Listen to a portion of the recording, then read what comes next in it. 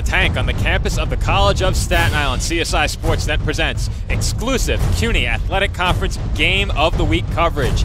In this week's Game of the Week, the second half of our CUNY Game of the Week doubleheader, the men of the College of Staten Island, the Dolphins, take on the Bulldogs of Brooklyn College. CSI enters action with a record of 13-8 overall, 9-3 in the CUNYAC Conference. Brooklyn at 12-8 overall, 7-4 in the CUNYAC Conference. This is Joe Foreman. Good afternoon, everybody. I am joined by Mike Babuski, bringing you all the action live from center court during the second half of today's doubleheader. And Mike, the Dolphins come in having suffered a very disappointing defeat in their last game at the hands of York College, a team they defeated earlier this season. Yeah, you know, Joe, it's the Dolphins that really got off to a strong start. They went on that big winning streak in the middle of the year after starting the season off at 2-6. They were able to reel off 10 consecutive wins, but you know, the Dolphins have now dropped 2 out of their last 3 games, including that loss against York College earlier in the week on Tuesday night in a game that, let's be honest, Joe,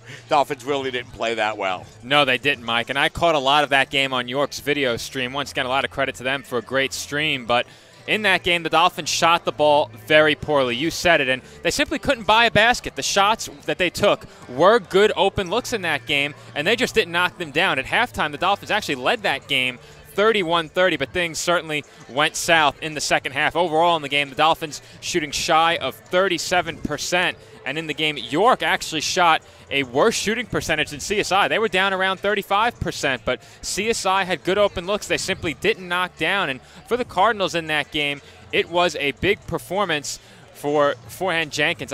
His first name is escaping me. It may have been Tashawn. I don't have the roster in front of me, but either way, Forehand Jenkins with 17 points in that game. Darren Dove also contributed 13, though he was an inefficient 5 of 18 in the game.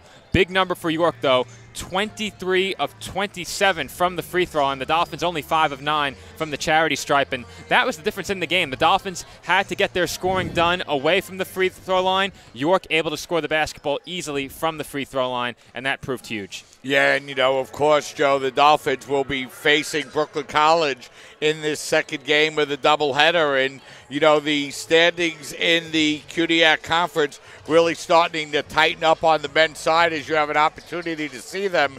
And just like the women's game, Joe, a huge swing game for both of these teams. It certainly is. And I finally got caught up on the revised CUNY Championship format. As of last year, the women did not play a quarterfinal round. I never seem to be up to date on the changes in our championship schedule. But as of last year, no more quarterfinal for the women. It's the top 4 teams make it. For the men, it is the top 6, and there is a quarterfinal round. As we've mentioned more than once already during our previous broadcast, the Dolphins did play in that quarterfinal round last year against this very same Brooklyn College Bulldogs team. Brooklyn had the lead late in that one.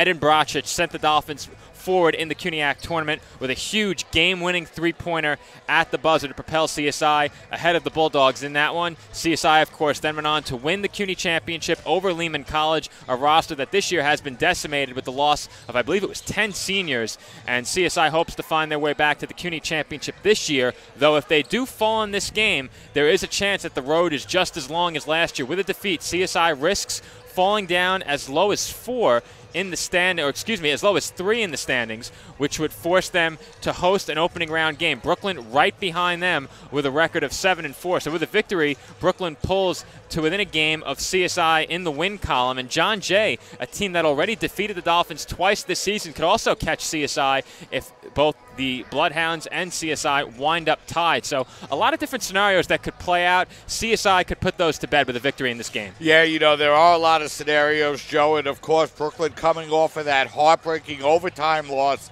against Lehman College in their last game. And, you know, it just shows you how topsy-turvy these standings could be, as Brooklyn College was really just a shot away in that game from, you know, going 8-3 in the conference. And, you know, that's the thing with this CUNYAC conference. And, you know, the Dolphins still have 4 games remaining, including the game this afternoon. So, you know, like you mentioned, still a lot of room. The Dolphins could work their way up, or they could drop their way down. And, the team sitting at the top of the table, Baruch College, is a team that the Dolphins were able to defeat earlier this year. Yeah, the Dolphins able to defeat Baruch, have had a lot of trouble with John Jay. We mentioned the Bloodhounds just moments ago. CSI has already dropped a pair of games to John Jay. One of those losses came in very embarrassing fashion on the road at John Jay. They lost that game by 31 points. In the game here at the Tank, the Dolphins lost by 7. It's a game you and I covered. That was a very back-and-forth game, but Doug Levy was simply too much for the Dolphins to handle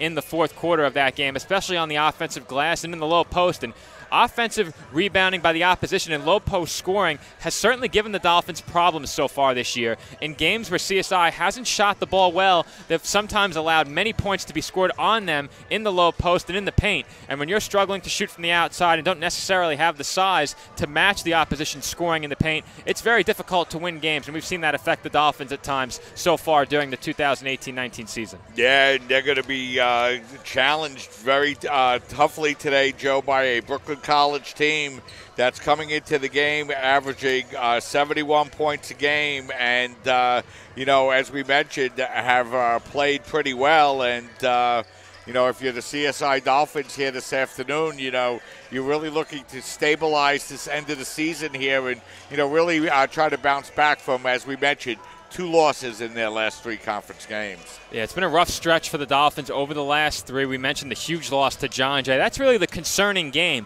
Which Dolphins team is the team that will face John Jay in the CUNYAC tournament? Should it come to that, will it be the Dolphins team that lost to the Bloodhounds only by 7 in a competitive game, or is the team that lost to the Bloodhounds big by 31 closer to the Dolphins' true identity? We'll see. CSI was certainly very disappointing in that second matchup with the Bloodhounds. The first game was much closer, but I mentioned that first game came down to offensive rebounding and the ability to defend the low post. In that second game, nothing went right for the Dolphins. I mentioned a huge 31-point defeat. CSI will certainly have to be far better than that should they see the Bloodhounds again. And this is the second matchup between the Dolphins and the Bulldogs this season. CSI took the first game by a score of 69-65, and no surprise in that one, Christian Taylor leading the way in scoring with 29, but it's been a rough patch for him lately. Took him more games than expected to get to 1,000, finally did reach that mark against Medgar Evers, but also struggled in the game against York, and the commentary team from York College was very surprised with how he struggled in that game, but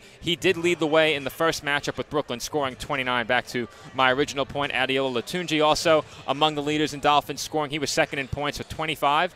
No other Dolphin scored more than 6 in that game. That could be concerning entering today's matchup. Yeah, Joe, and you have to remember that the Dolphins actually trailed in that game by a score of 65-56 with just over 2.5 minutes remaining, and then the Dolphins closed that game on a 13-0 run. So, that was a game that, Brooklyn College pulled out to that big lead with just 2.5 minutes remaining. And, it was a game the Brooklyn fans were really excited, and they felt they were going to be able to go ahead and get a victory. But the Dolphins just exploded, like we mentioned, with a 13-0 run. And, just like the game earlier when the women's team beat Brooklyn College and were able to come back in the fourth quarter to secure the win. That's exactly how the men won the game at Brooklyn College as well. So, Brooklyn College comes in here and is saying, let's play the way that we did in the first 37.5 minutes of that game,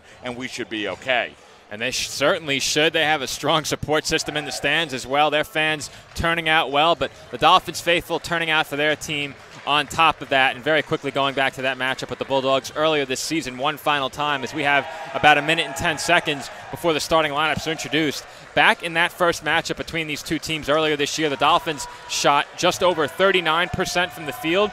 Brooklyn shot a miserable 31% from the field in that game. 4 of 21 from beyond the arc in that one. The Dolphins not much better from three-point range at 7 of 28, but the Dolphins shooting from the field was just enough to put them over the hump in that matchup against the Bulldogs earlier this year. So CSI will look to replicate that effort from the final minutes of that game rather than what led up to it. And of course, as you said, Brooklyn would like to see from their team what they saw through the first 37.5 minutes and not that final couple of minutes where the Dolphins were able to put together a run and ultimately come away with the victory. And that win for the Dolphins was huge in terms of CUNYAC playoff positioning. We saw the standings on the screen earlier. CSI could really lock up a top 2 spot with a victory in this game. John Jay has defeated them twice, but Bloodhounds won't be able to catch CSI if the Dolphins are able to pull out this victory, that barring some unforeseen defeats for CSI late in the year. But still a lot of basketball to be played this year before the CUNYAC tournament.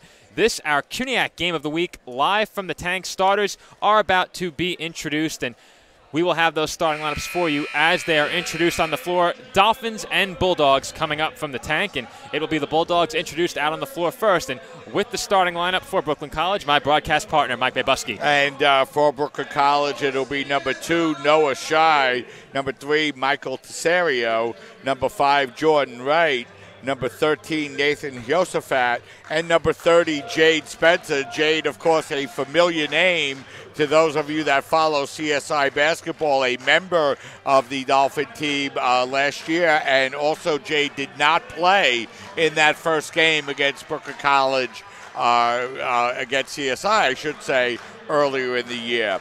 For the College of Staten Island, it'll be the familiar starting 5, number 1, Stephen Flagg, number 2, Adiola Latunji, number 3, Rigo Destine, number 22, Shamal Martin, and number 23, Christian Taylor. And, Joe, for the CSI Dolphins, they're really looking to get Christian Taylor back on track here this afternoon.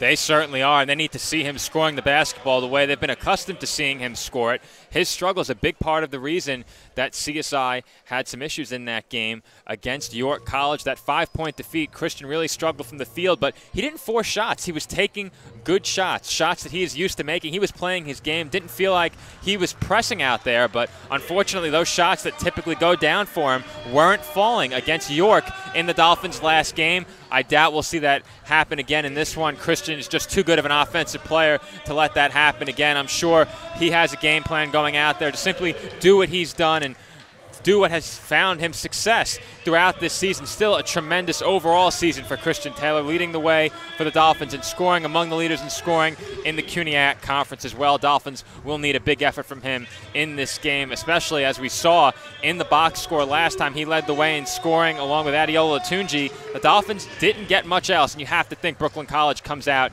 keying in on Taylor and Latunji in this game. And, Joe, an interesting coaching match between these two teams.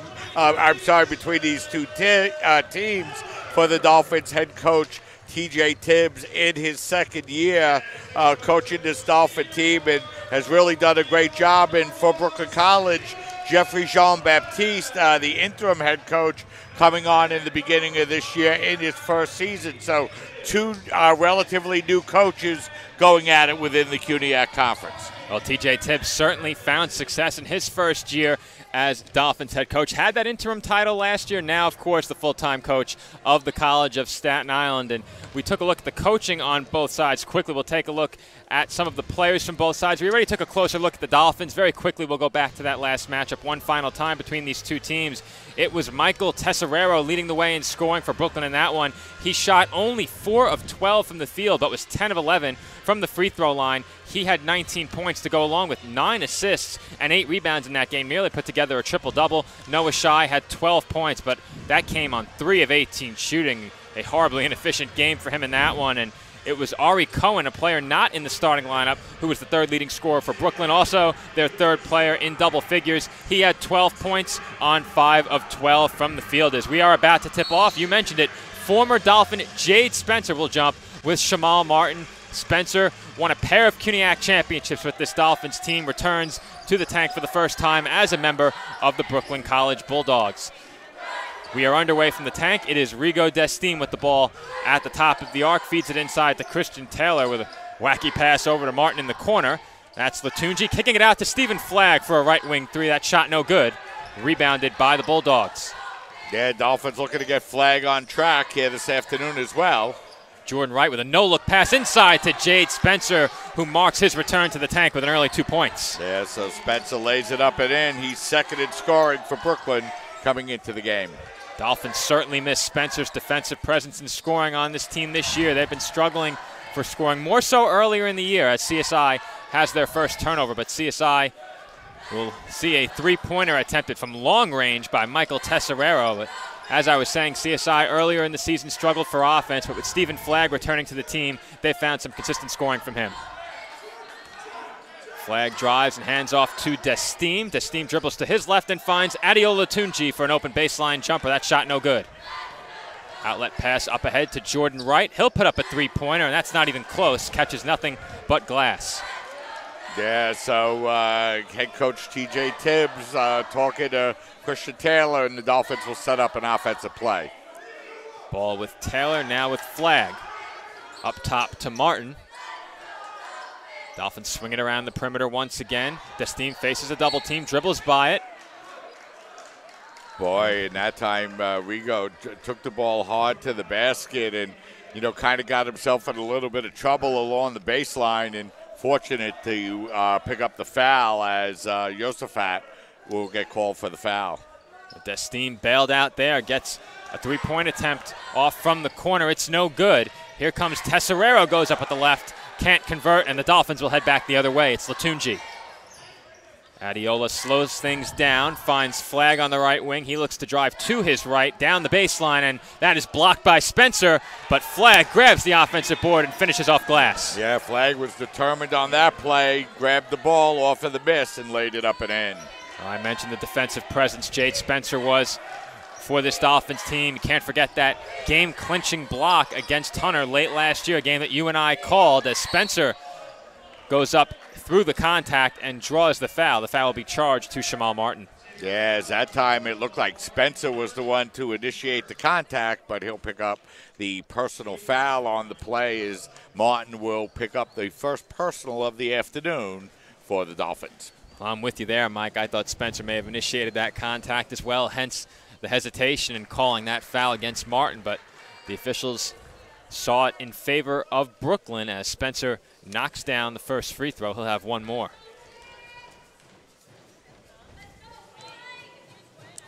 Free throw number 2 from Spencer is good. He's got all 4 Bulldog points. They lead by 2. Flagg has it right wing. They've looked to get him the ball in that spot a few times already as Latunji picks up his dribble. Taylor with it now. Uses a screen from Martin and then throws it off the hand of Jordan Wright, who was all over that pass. Good defensive play there in the passing lane. Yeah, and we're through the first 2.5 minutes. It looks like Brooklyn College maybe a half step faster, Joe, on some of these loose balls. So we'll see if the Dolphins pick up the tempo a little bit here as Shamal Martin coming out of the game after just 2.5 minutes and having a couple of words with head coach T.J. Tibbs. It's James Delahanty replacing Shamal early in this one. As Christian Taylor tries to use the Delahanty screen, gives it up to Latunji. 1 on the shot clock, and I'm not sure Delahanty knew it as he took a shot to the face there, but it's a shot clock violation. It will be Brooklyn ball. Yes, T.J. Tibbs will call a timeout here for the Dolphins. And it's a 30-second timeout, Joe, but the CSI Dolphins coming out a little bit slow here this afternoon.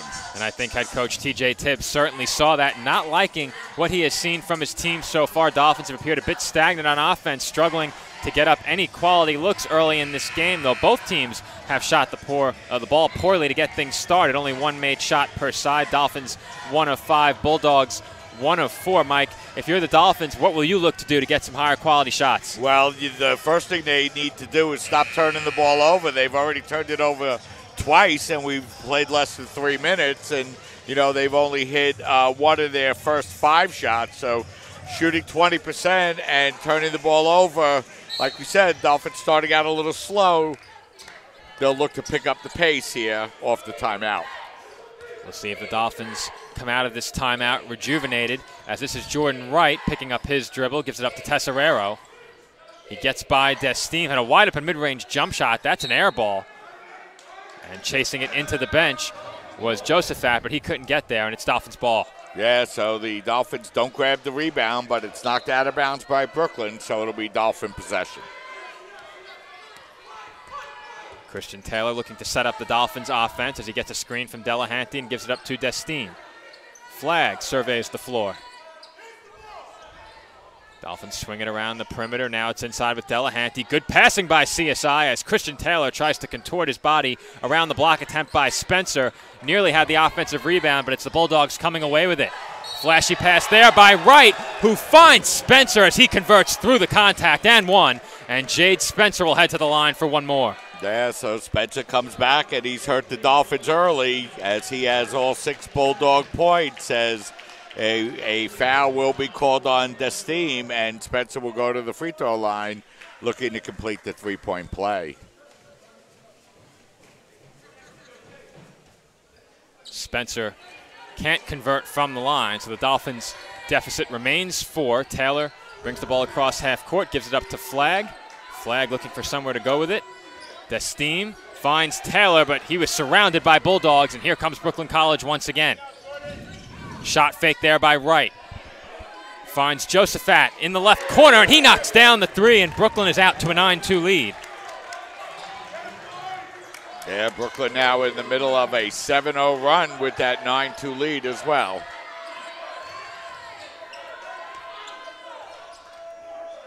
Inside with Taylor, and Spencer with a good defensive play there. Hands straight up. And Jade Spencer has yet another block. That might be 3 blocks for Spencer, at least 2 for him thus far. As this is Jordan Wright working against Adeola Latunji. Wright dribbles to his left, hands off to Shy. Shy takes it inside and finishes around Christian Taylor, and it's a 9-point lead for the Bulldogs. Yeah, and Taylor's already turned the ball over 3 times to go along with 0 for 2 shooting. And, you know, we talked about the need to get Christian Taylor back on track, and he's off to a slow start here this afternoon. Taylor with it on the perimeter, working against Tesserero. This is a Rigo Desteem 3-pointer, and I think Jordan Wright got caught watching there just a bit, a little flat-footed on that 3-point attempt by Desteem, and that was a much-needed shot for the Dolphins, Mike. Yeah, it certainly was. There's a big basket by Rigo to cut the Brooklyn lead down to 6, but, you know, somebody better come out and start guarding Spencer because he's destroying the Dolphins on the inside, and he has 8. Well, I mentioned the Dolphins having some issues defending down around the basket throughout this season, and that has been apparent early in this game as Stephen Flagg has the ball knocked away from him. I think it's Spencer who got a hand on it again. As that is out of bounds off of the Bulldogs, it will be Dolphins ball. And yeah, and I know some of the fans don't like it, but it was definitely off of Brooklyn, and it's Dolphin basketball. But, you know, once again, Joe, as we have a substitution for the Dolphins as Joseph Sears comes into the game. But, you know, again, the Dolphins really a half step slow on almost every possession, Joe. They have been, Mike, and it's been a struggle for them at the offensive end of the floor. They've really succumbed to this defensive pressure put on them by the Brooklyn College Bulldogs early in this game. And if you're a fan of Brooklyn, you have to love the intensity they've played with early in this game as Christian Taylor hits a tough 3-pointer, got the defender in the air off the shot fake, and then contorted his body around that defender and was able to hit from the top of the arc. There's Taylor still averaging over 20 points a game, gets his first basket of the afternoon. This is Tesserero surveying the floor, gives it up to Josephat in the corner. Ball inside with Noah Shy. He can't convert, and that's Joseph Ziris with the rebound. And Mike Ziris has given the Dolphins some quality minutes since joining the team. Yeah, you know, he's a player that, you know, I know head coach Tony Petosa and Sal Piccolao, who I was speaking to earlier in the game, really liked and looking, I really feel he could be a help to the team. That 3-point attempt, no good from the right wing. Dolphins with a lineup of Taylor, Cartalis, Ziris, and Flagg, along with Austin Mick.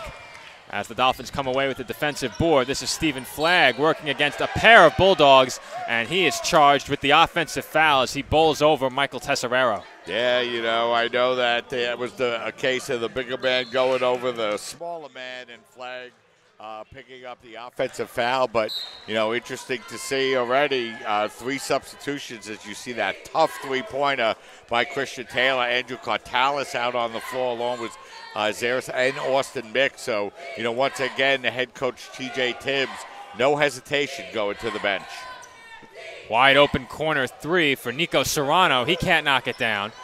Here comes Stephen Flagg, and Dolphins head coach TJ Tibbs has not been shy about shuffling the lineup around at least once the game is already underway. Hasn't really departed from his usual starting lineup often, is that's Andrew Cartalis wide open inside, couldn't finish the floater, but Tibbs has stuck with the starting lineup that we've seen throughout the season, the lineup we saw in today's game for just about every game. But when they're not getting it done, he is quick to pull the plug and give another unit a chance to get the job done. As this three-pointer in the corner is attempted by Josephat, it's no good, and I think Brooklyn's falling in love with the three-pointer just a little bit. As that shot will not count, Taylor draws the foul in the lane. Boy, I'm not sure about the foul call, but if you are going to call the foul, I don't know how it's not a continuation in the shot. But nonetheless, the Dolphins will inbound the basketball as Christian Kopeck will check into the game, and he'll replace Stephen Flagg.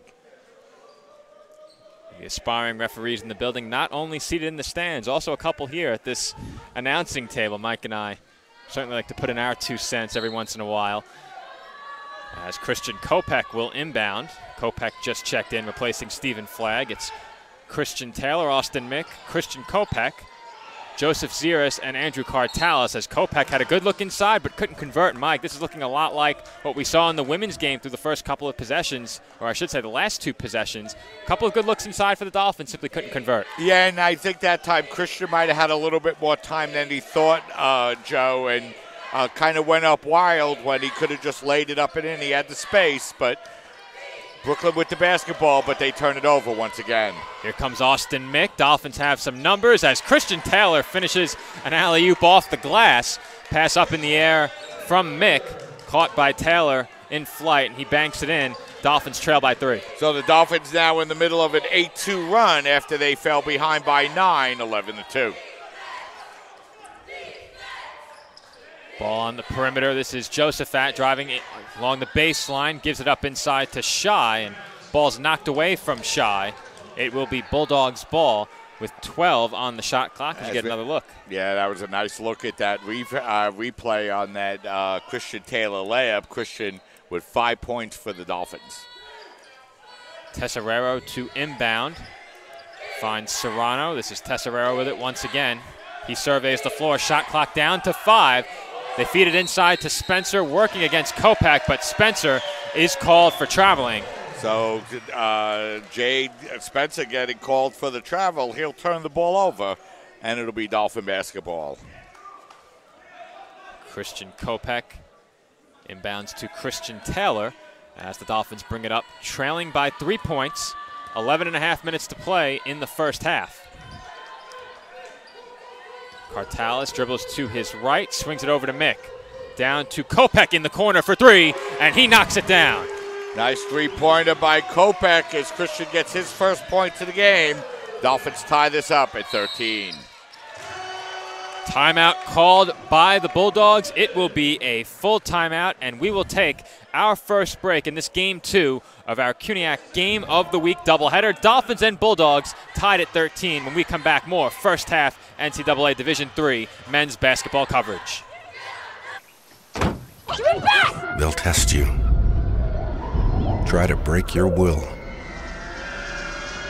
But however loud the loudness gets, however many cheese puffs may fly, you're the driver, the one in control. Stand firm. Just wait. And move only when you hear the click that says they're buckled in for the drive. Never give up till they buckle up. They'll test you. Try to break your will. And we're back from the tank as very quick break, our first break of the game. But coming out of the break, I would like to thank the first of our several sponsors of this CUNYAC Game of the Week doubleheader, the Army ROTC, our first sponsor. You can register for the Army ROTC to be a leader and an officer in the U.S. Army, Army Reserve, or Army National Guard. You could also be eligible for a full tuition scholarship. Lead the team that makes a difference. Contact CUNY ROTC today at 212-650-6478. Again, that's 212-650-6478. Paid for by the United States Army. And Mike, right now, these two teams are even. We don't have a leading team in this game, much like the first game. Very back and forth action on the women's side as well. We saw the game knotted up at 33 with the first half coming to a close in that game right now with 11:13 to go in half number one. The men are tied at 13 aside. Yeah, you know, Brooklyn got off to a fast start behind 8 points by Jade Spencer. Dolphins have come all the way back to tie this one up at 13. And, you know, the Dolphins revival really triggered by first-year player Joseph Ziris. He's come in and he's been very effectively defensively, and all of a sudden those inside shots that Brooklyn College was able to get with impunity earlier in this first half are now being defended very well by the Dolphins. Well, this is only the second look I've had at Ziris here at home, but he looks to be a very versatile player. You mentioned he can defend well. He's also a factor on the boards and can score the ball as well. So Ziris really can do it all for this Dolphins team and gives them some very valuable minutes off the bench as we have a foul called against Ziris. I didn't see it, Joe, so I don't know what happened, but I know that Ziris is very unhappy with the call. I don't think TJ Tibbs liked it much either, as that's inbounded slowly by the Bulldogs, lofted up in the air, and attempting that shot was Alpha Ba, who gets his first action of the first half. Dolphins using 3 of 6 from the three-point line to get right back in this game. Dolphins swinging it around the perimeter. Open look from Mick. Instead, he gives it up to Andrew Cartalis for a better look. That's off the back rim, no good. Rebounded by Anthony McLean. Both teams going to their reserves at about the midway point through the first half. There's one of the Bulldogs starters, Jade Spencer, coming up empty on the mid-range jump shot, rebounded by Andrew Cartalis. Christian Taylor gets a play call from the bench as TJ Tibbs signaling to his team what he wants them to do at the offensive end. And that was nearly a reckless turnover by Austin Mick, but Bulldogs couldn't corral it in bounds. Yeah, the Dolphins already losing the turnover battle 5-2, but able to maintain possession. The turnover battle was ultimately what decided the women's game. Both teams shot it very poorly in the third, but in quarter number 4, where it was about even entering the fourth, it was the Dolphins piling up the turnovers. As we have a whistle from the official. I think it's a clock issue, Joe.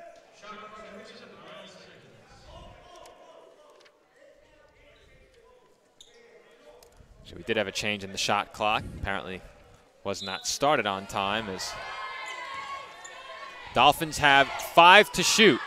They swing it over to Kopech. Taylor, 3 off the dribble, and that's an air ball. But can't really blame him there. Not much else he could do as the Dolphins swung it around the perimeter without much time to shoot. Yeah, one extra pass there, Joe, that the Dolphins needed to shoot, and Taylor had to force it up, and it'll be Brooklyn basketball. We remain tied at 13 in a very low-scoring first half to this point. As this is McLean dribbling into the center of the lane, and he throws it right to Austin Mick. Here comes Mick against Tesserero, and his layup is good. Yeah, a lot of confidence by Mick taking that ball strong to the basket as the Dolphins take their first lead of the afternoon. Well, the 6'1 Mick working against the 5'7 Tesserero there. So he did have the height advantage in transition, made the most of it, and finished on the fast break. As Tesserero has the ball now, working against Andrew Cartalis. He tries to force it inside. Good hands there by Christian Taylor. He dribbles away from 2 Bulldogs, make it 3, floats it up, and it is no good off the front rim and out. Alpha Ba with the rebound. He pushes it ahead to Noah Shy. Shy looking for somewhere to go with it. Finds McLean in the corner. His three-pointer no good, rebounded by Cartalis. Yeah, Brooklyn started off hot from the field, Joe. They're now 5 of 15 here in the first half. Both teams shooting at about 33% in the first half. That last shot pushed the Bulldogs' shot total to 16. They're now 5 of 16. Dolphins are 6 of 18 as we have a foul called against the Bulldogs. That will be charged to Anthony McLean, his first, team's third. You know, Joe, Brooklyn led this game by a score of 11-2. So since then, the Dolphins have gone on a 13-2 run to take a 2-point lead. Christian Taylor working against Anthony McLean, gives it up to Austin Mick for 3. And Mick's three-pointer is no good, rebounded by Noah Shy. Brooklyn looking to run once again. Here comes Tesserero. No-look pass down to the corner for McLean, and that's an air ball. That shot way long. Dolphins will look to slow it down. We saw Christian Taylor slow it down last possession as well. and he will take a timeout with 8:04 to play in the first half. It will be a 30-second timeout, so we'll stay right here. And while we have a break in the action, just a reminder to all of our viewers, we have another sponsor we'd like to thank, and they could be of use to you right now. During this timeout break, go and grab a Pepsi. Pepsi is the official soft drink of the CUNYAC Conference. We would like to thank Pepsi, one of our sponsors for this CUNY Game of the Week doubleheader between the Dolphins and Bulldogs. This is the second half of our CUNY Game of the Week doubleheader. The women were up first. Dolphins fell in that game by 10 points. Our final in that one, 70-60. Yeah, Joe, and while we have one more minute, we should say the Hospital for Special Surgery is where the world comes to get back in the game. The hospital is ranked #1 in the nation for orthopedics by U.S. News and World Report. No wonder Hospital for Special Surgery is the official hospital of the CUNYAC. For more information, please visit www.hss.edu.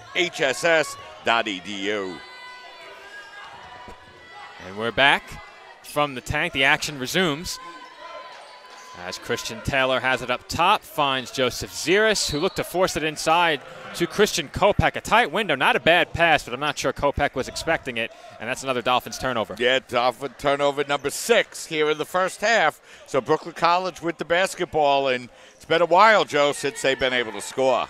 It's been a very low-scoring first half between these two teams. Only 28 points scored. About 12 and a half minutes into half number 1 as Tesserero looks to drive, smothered by a couple of Dolphins. This is Anthony McLean who puts up a floater, and that's a tough shot on the baseline, but he's able to finish in traffic. Nice shot by McQueen to break that Dolphin run, and we're tied at 15. Christian Taylor now working against McLean, swings it over to Kopech. Ball in the corner with Cartalis, who puts up the 3. It's no good. Adiola Latunji just checked back in, and he can't come away with that rebound as Tesserero pushes the ball up the floor. This is Jordan Wright. Wright for 3, no good. Rebounded by Ziris. And the Dolphins once again will look to slow it down. Brooklyn has really been looking to push off the defensive boards, while the Dolphins have really looked to slow things down and run their half-court offense. It's Kopech for 3, and Kopech knocks down one from the corner off the feed from Christian Taylor. Yeah, and for Christian, that's his second three-pointer of the game. He has 6, and the Dolphins regained a 3-point lead. Christian Kopech began the season in the starting lineup for the Dolphins, as that attempt inside no good by David Melman. Dolphins have done good work closing out their defensive stops with rebounds so far. Yeah, that was a beautiful pass inside that time by Brooklyn, but Melman just couldn't complete the layup. We spoke about it during the pregame, how important it was for the Dolphins to rebound well as Kopech tries to make it 3 straight three-pointers. Can't knock that one down. Here comes Noah Shai. Ball back with Shai after a couple of passes. They work it inside to Melman, back out to Jordan Wright. He's stripped by Cartalis. Bodies all over the floor around the free throw line trying to get hands on it, and jump ball is called. Possession arrow favors the Bulldogs. Yeah, so Brooklyn College will remain in possession as we have an opportunity to see a replay of that Christian Kopech three-pointer, but the Dolphin defensive intensity really picked up after that first series of substitutions, Joe, by head coach TJ Tibbs. It did. You have to like the way he has handled his substitution patterns throughout the season. He's given a long enough leash to the players who aren't necessarily getting the job done to try and turn things around, but if he sees the game turning in the opposition's favor with some of his best players out there, he is not shy about pulling the plug and getting some reserves in the game. His confidence in those reserves has been rewarded as the Dolphins' defensive pressure forces another turnover. Yeah, and we've seen head coach TJ Tibbs pull all 5 starters off the floor after just a few minutes. So you know that he's looking for his players to come out and produce. As Stephen Flagg knocks down a 3 from the corner, and he always gets excited about those 3-pointers he knocks down. We hear the boom coming from both Flagg and the bench as the Dolphins extend their lead to a game-high 6 points. Yeah, Flagg now with 2 baskets and 5 points. Tesserero, 3-pointer from the left wing. I think Taylor got a piece, and he's looking to run. Taylor up ahead of the field. His teammates don't yet see him. Here comes Latunji, who sidesteps Noah Shai, but is rejected by Jade Spencer. And what a presence Spencer has been on the interior as we get another look at that Stephen Flagg 3-pointer. Yeah, as you see, Flagg hit the 3-pointer, and you saw Spencer with his 3rd block of the game on that last play. Well, Spencer showing why he was a key piece for this team defensively last year, as I think that pass was intended for Kopech. He wasn't looking, but Christian Taylor was ready to receive that pass As the ball hit the shot clock, that is out of bounds. It will be Bulldogs ball. Not a bad look for Taylor at the top of the arc. Caught it and shot in rhythm. Couldn't connect. Yeah, and a nice defensive job that time by Spencer coming right up on him as it's now Bulldog basketball, trailing by 6. Dolphins now in the middle of a 19-4 run. Floater by Noah Shy, no good. He fights for his own offensive board. Ball knocked away by Desteem and chased down by Kopech. Here comes Flagg. Flagg looking ahead, surveys the floor, gives it up to Desteem. Dolphins swing the ball around again. Here comes Desteem on the drive, and he's called for traveling.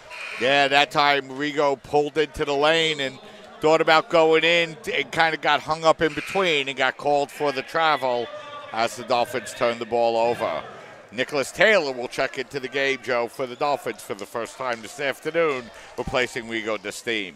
And Nick Taylor has given the Dolphins some stellar minutes over the last few games. We saw it turn around a game. I believe that game was against CCNY. Dolphin starters really struggled. He led that second unit to a victory in that game. The starters didn't see many second half minutes as that was Brooklyn stepping on the baseline. Dolphins ball as Brooklyn turns it over yet again. Yeah, their 6th turnover, Joe. So Dolphins jumped out to a big turnover lead, 5-2. It's now 7-6 as the Dolphins have the basketball at a 6-point lead. That was Ari Cohen, who I believe just checked in, stepping on the baseline. For the Dolphins, it's the Taylor brothers, Stephen Flagg, Adiola Latunji, and Christian Kopech out on the floor. It's Kopech working against Tesserero. Now Taylor looks to drive, and a beautiful bounce pass finished on the slam by Adiola Latunji. What a feed by Christian Taylor. It was such a beautiful play, and Christian saw it, came open, put in the perfect bounce pass, and the Dolphins have their biggest lead. And he may be a bit disappointed he couldn't float that one up for an alley-oop. Latunji had the baseline all to himself as Cohen's three-pointer is no good. Bodies flying to the floor in the corner. It's now Kopech down at the free throw line. He corrals the ball. Here comes Stephen Flagg. And the crowd wanted an alley-oop on that one, but Stephen Flagg takes the easy basket on the lay-in. Timeout called by the Bulldogs as the Dolphins and TJ Tibbs both fired up. It will be a full timeout, so we will take a break. Dolphins have broken this game open. It's a 10-point CSI lead with 3:36 to play in the first half.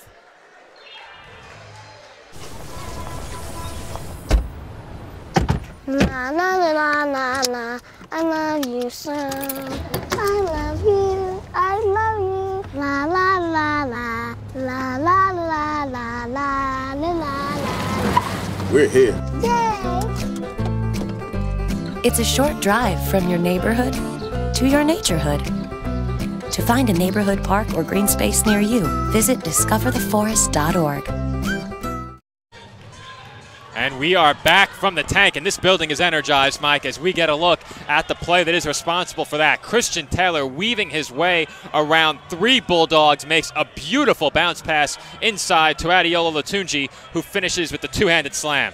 Yeah, you could see the step out by the Bulldog defender, the beautiful cut into the basket by Latunji, and the beautiful look-away bounce pass by Christian Taylor. That gives the Dolphins a 10-point lead. And, you know, Joe, the Dolphins started out slow in this one and, you know, seemed to be a half step behind defensively. Head coach TJ Tibbs brought in 3 substitutions, and the Dolphins have gone on a 23-4 run to open up this 10-point lead. It's been a big run for the Dolphins, as you said, 23-4. We've seen some good three-point shooting during the run. We've seen some great passing, finishing around the rim. They forced turnovers, gotten out on the fast break, and converted on those fast break opportunities effectively. CSI has done it all well during that 23-4 run. They now lead by 10. Brooklyn doesn't want to see this game get away from them early. We'll see if they have a response to the Dolphins' rally, as that's a tough finish by Michael Tesserero, a scoop layup with the left hand in traffic. Nice move by Tesserero. Brooklyn needed that basket, and he cuts the Dolphin lead down to 8. They certainly did need it, as Nick Taylor finds Latunji on the right baseline. Latunji can't convert. A tough shot there. He nearly found himself behind the backboard on that attempt. As Jordan Wright weaves his way through several Dolphins, finds Noah Shy, but a good defensive recovery by Nick Taylor to get there and prevent an easy shot. This is Michael Tesserero looking to set up his team in their half-court offense. Noah Shy in the corner is stripped by Nick Taylor. Taylor around the back and will slow things down, giving the ball up to his brother Christian, who finds Christian Kopech wide open in the corner for three. It's no good. Offensive rebound to Adeola Latunji, but he throws it away. Here comes Jordan Wright. Bounce pass, an overhand bounce pass to Shy. And a good defensive play by Nick Taylor once again, stopping that kick-out pass into the corner from reaching its intended target, Ari Cohen, and knocking the ball out of bounds. Yeah, nice play coming back by Taylor as Brooklyn College with the basketball now with 22 seconds remaining on the shot clock. Inbound to Jordan Wright. As Tesserero attempts a long three-pointer, and I'm not sure his bench can like that shot very much. And yeah, way too far out, Joe, and way too much time left in the shot clock. Those are the kind of shots our statistician Tom Krichkowski will attempt during those morning basketball games I referenced earlier. He has infinite range. I can't say the same for myself. I'm more of a mid-range threat, but that a shot from far too long nonetheless for Brooklyn, as Nick Taylor takes a conventional three-pointer from just beyond the arc, and a foul was called as Latunji fought for the board. Yeah, he fought for the board, but you can't fight for it, Joe, with a two-handed push in the back, so he'll pick up the loose ball foul. He'll pick up his first foul, fifth for the Dolphins. Brooklyn College with the basketball and an opportunity to cut into that 8-point Dolphin lead. We're inside of 2 minutes remaining in the first half. Dolphins have looked strong since about the midway point in this first half. Really, since we were tied at 13, it's been all CSI, as a foul is called against Christian Kopech, and that will send Michael Tesserero to the line. Yeah, I'm not sure about that one, Joe, as Tesserero got himself in all kinds of trouble and got himself bailed out by the officials, so he'll go to the line now to shoot two. He knocks down the first, and all of a sudden it's right back to a 7-point game. Dolphins have really seized control. I'm sorry, Joe. Brooklyn now 3 of 4 from the line. The Dolphins yet to go to the free throw line here this afternoon. Tesserero's second free throw is up and good. Dolphins lead cut to 6. They'd really seized control of this when it appeared, but out of that most recent timeout, Brooklyn looks to have stabilized a bit. 1.5 minutes to play in the first half as Nick Taylor had nowhere to go with it. Here comes Stephen Flagg. Hand off to Christian Kopech. Ball back with Nick Taylor, and he is fouled. That foul is charged to Ari Cohen. Yeah, that foul will be out on the floor by Cohen as Ari picks up his first. 4 now for Brooklyn, so the Dolphins will inbound with 20 seconds on the shot clock.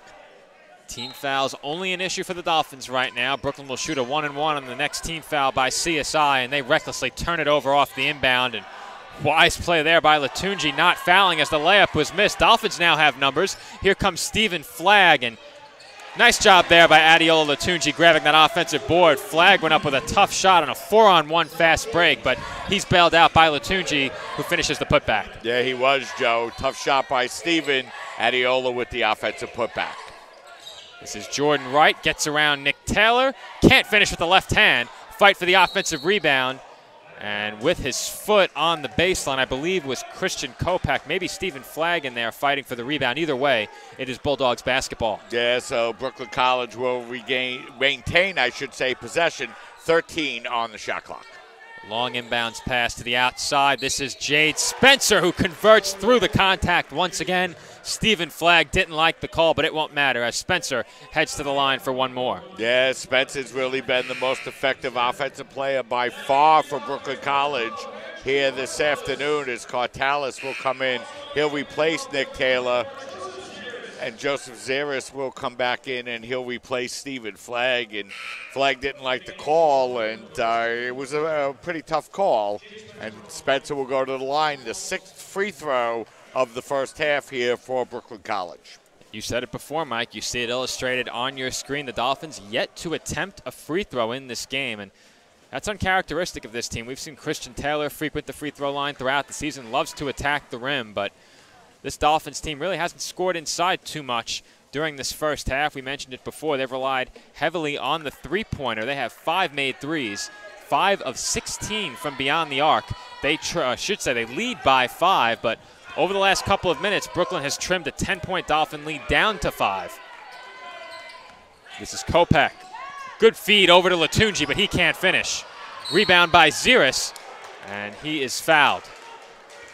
Yeah, that was a nice rebound by Ziris. It looked like Brooklyn was going to come away with the basketball and an opportunity to make it a one-possession game, but instead Ziris grabs the rebound and forces Spencer to commit the foul, and now CSI will go to the free throw line, Joe, for the first time here this afternoon.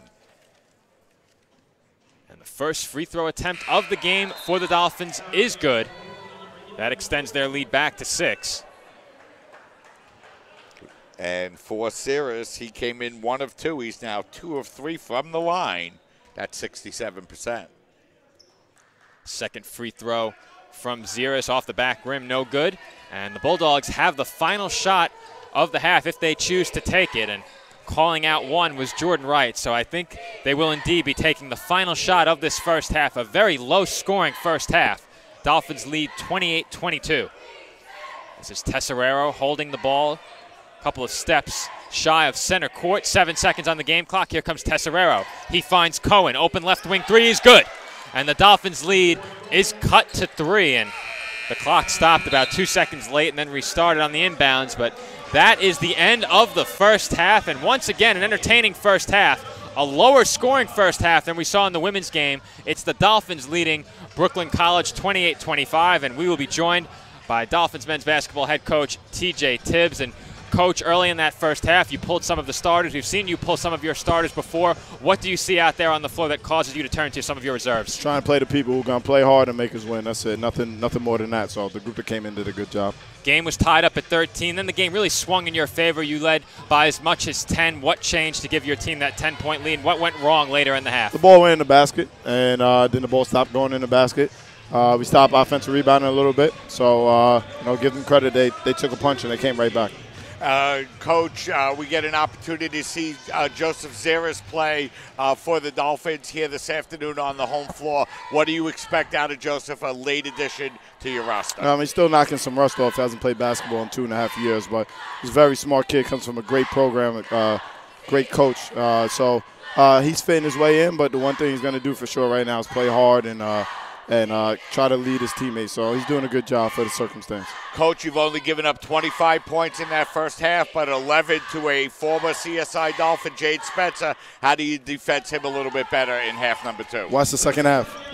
So that's head basketball coach TJ Tibbs. Nice enough to join us, Joe. And you can see that defending Jade Spencer in the second half is certainly something on his mind. Well, it appears as if that will be a priority in half number 2. A bit of a cryptic answer from TJ Tibbs. You'll see. So we will indeed see how the Dolphins look to adjust defensively against Jade Spencer. He had himself a big first half, scored 11 points on 4 of 6, also had 4 blocks. So at halftime, our score, the Dolphins 28 and the Bulldogs 25. When we come back, coverage of the second half in this, our CUNY Athletic Conference Game of the Week, exclusive NCAA Division III men's basketball coverage continues on CSI Sportsnet on CSIDolphins.com when we return. Here she comes. I, Krista, take you, Jamie, to be my wife. The ceremony was a blast. It was just like this surreal moment of my dreams are coming true. When we found out that we were pregnant, we were just elated. We were just sitting there waiting for the pediatrician. She said, "Oh, I apologize. She won't be taking you in as a client."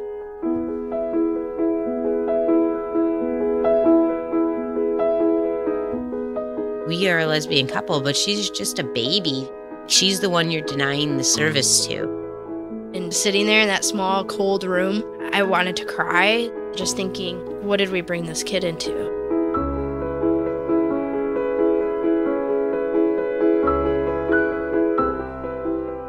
We're simply asking to treat our family the same way that you would treat any family.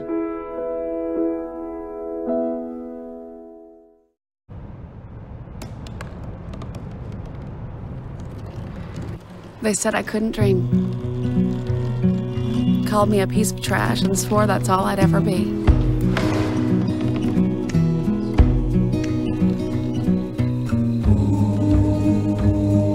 Said a bottle couldn't see the ocean.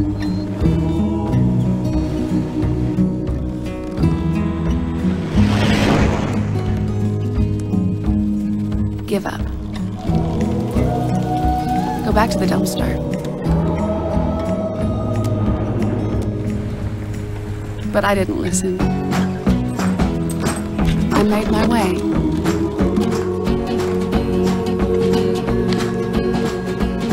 And now, I am what I've always wanted to be.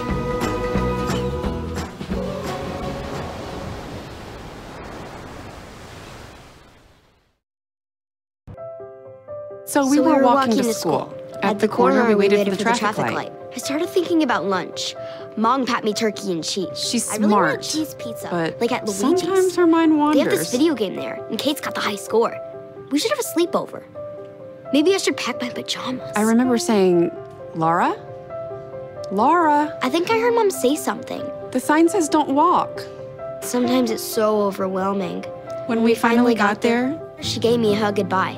I really hope she doesn't I have really another hope I bad don't day have at another school bad day at today. school today. When you can see learning and attention issues from their side, you can be on their side. That's why there's Understood.org, a free online resource for the parents of the 1 in 5 kids with learning and attention issues. Here you'll get personalized recommendations, practical tips, daily access to experts, and more. Go from misunderstanding to Understood.org. Be right back. Hi! You think you're probably sober? Yeah. But you're thinking about taking the back roads home, just in case. If you're probably sober, then why would you do that?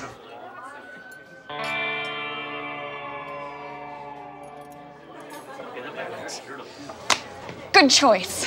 Probably okay isn't okay. If you see a warning sign, stop and call a cab, a car, or a friend. That's a full glass of wine. I'll be chatting you later.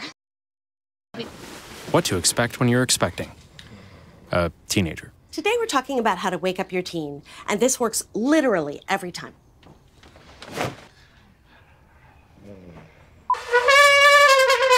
Good kisses. Good kisses.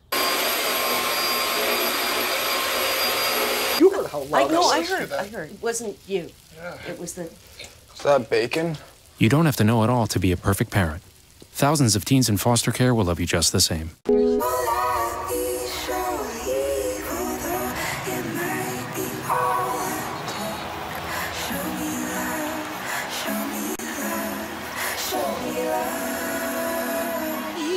I got a creak in my neck, limp in my step, cramping in my muscles every time I try to flex. Better than I was scared of. It's very sad when all that I could do was remember you. You know I usually say no, but if you throw me love, I'll throw you some more.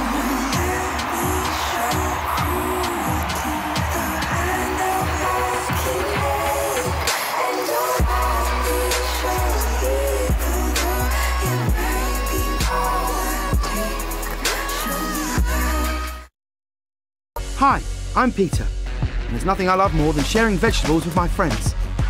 Come on in. Help yourself to anything. That's why we give our food the utmost respect it deserves. Did you know there are simple steps we can all take to help save food? You can cook it, store it, even share it. Just don't waste it. Because when it comes to food, better ache than never. To learn more, visit SaveTheFood.com. I remember, Dad, you and Mom got this car with a hatchback. I said, you know, I'd be happy to give you the money to get a really great car. And he said, well, no, this works for me. I says, why? Because it's the right height to put the meals in.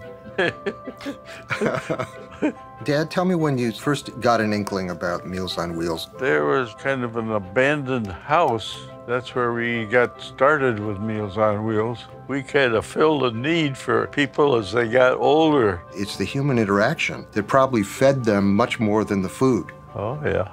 When you can see somebody else benefiting by your life in some way, you can't help but feel good about it, I think. Well, the reason I'm involved, Dad, is because you are, and you're so inspiring. How you've impacted people is enormous. Drop off a warm meal and get more than you expect. Volunteer at americaletsdolunch.org. America, let's do lunch. Dad is an adventure full of special moments. A cruise? Surprise! Unexpected moments. I got this. And even awkward moments. Okay, Dad, thank you. But every moment you spend with your kids, even the smallest moments, can make the biggest impact on your child's life. So take a moment to be a dad today.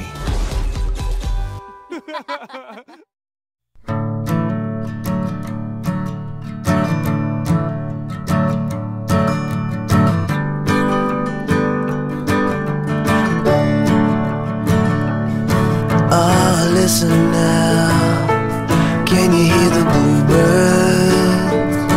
Oh, look up now, can you feel the sun? Whoa, whoa, whoa,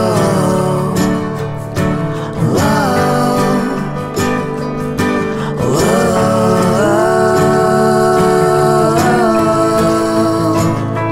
Can you feel the sun?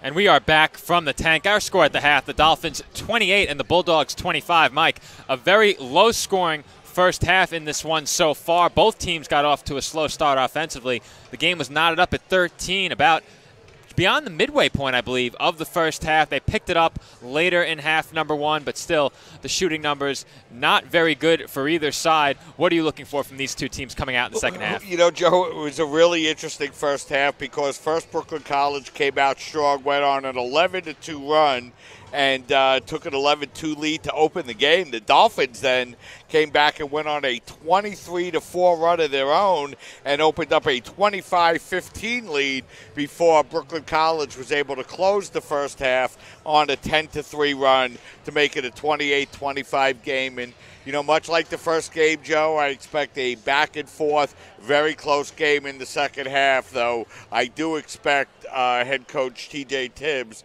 to come up with a creative way of preventing Jade Spencer from picking up 11 points in the second half. That's a great point you made about the start Brooklyn got off to in this game. It was easy to forget how Brooklyn started off this game up 11-2. Came out shooting the ball very well, but that lasted for about 2 or 3 minutes, and then both teams went ice cold. The Dolphins eventually picked it up and went on that big 23-4 run, as you just referenced, but CSI at the end of that first half slowed down a little bit. Brooklyn worked their way back into the game. They trailed by double digits for a short time. Dolphins' largest lead in the game was 10 points. Brooklyn actually led by 12 early on, so a big lead for Brooklyn was relinquished in that first half. CSI nearly relinquishing the 10-point lead they had late in that first half. Were able to hold on to that lead, and the only reason they're leading by 3 right now is because of a late three-pointer by Ari Cohen just beating the buzzer at the end of that first half. And you get a look at the shooting numbers I referenced. Neither team shooting the ball well. Dolphins hitting 1 in 3 shots, and Brooklyn shooting at 31%. CSI 5 of 16 from beyond the arc in half number one. The Bulldogs shooting only 2 of 11. Not many free throws taken by either side. Really negligible numbers there. And on the rebounds, Dolphins controlling that battle right now. 24-18, 5-2 on the offensive glass, and 19-16 on the defensive glass. Both teams with 8 turnovers. So the numbers very similar for the two sides coming out of the first half, hence a 3-point game entering half number 2. And, you know, Joe, we mentioned how critical this game is here this afternoon for both teams. The Dolphins sitting in second place behind Baruch 11-1. Staten Island at 9-3, Brooklyn 7-4, John Jay 7-5, Medgar Evers 6-7, Lehman 5-8, York 4-9, and Hunter 3-9. And you know the way that these standings are shaping up, there's still plenty of time for these teams to move up and down the table here. The first 6 teams will make the CUNYAC tournament, and you know, after looking a little bit ahead after today's game, Brooklyn will be at home on Tuesday against Baruch, and CSI will be on the road on Tuesday against Hunter. And, again, as you see the standings out in front of you, there are so many ways, Joe, that these standings could go, beginning on what happens here this afternoon. This is, by the way, the only game in the CUNYAC Conference on Saturday this week. It is our game of the week, and taking a look at those standings, it looks like the top 4 teams will almost certainly get into the CUNYAC postseason tournament, those being Baruch, Staten Island, Brooklyn, and John Jay. Either Brooklyn or John Jay would have to go on a serious losing skid to wrap up the season in order to avoid making the playoffs, so we'll see how that plays out. But for this CSI Dolphins team, a win in this game would go a long way towards securing a top 2 spot, and we finally got the postseason locked up, the format locked up here. I had it all wrong. I shouldn't say all wrong. I had the old format for the women, but for the men, it has been a quarterfinals game each of the last couple of years. It will remain a quarterfinals game to open up CUNYAC tournament play for the men this year as well. The Dolphins hosted a quarterfinals game last year, and we saw how dangerous it could be hosting a 3 versus 6 quarterfinals matchup, how close the Dolphins came to losing that game to this Brooklyn College Bulldogs team. CSI would certainly love to win this game and wrap up a top 2 spot in the conference. It would be very tough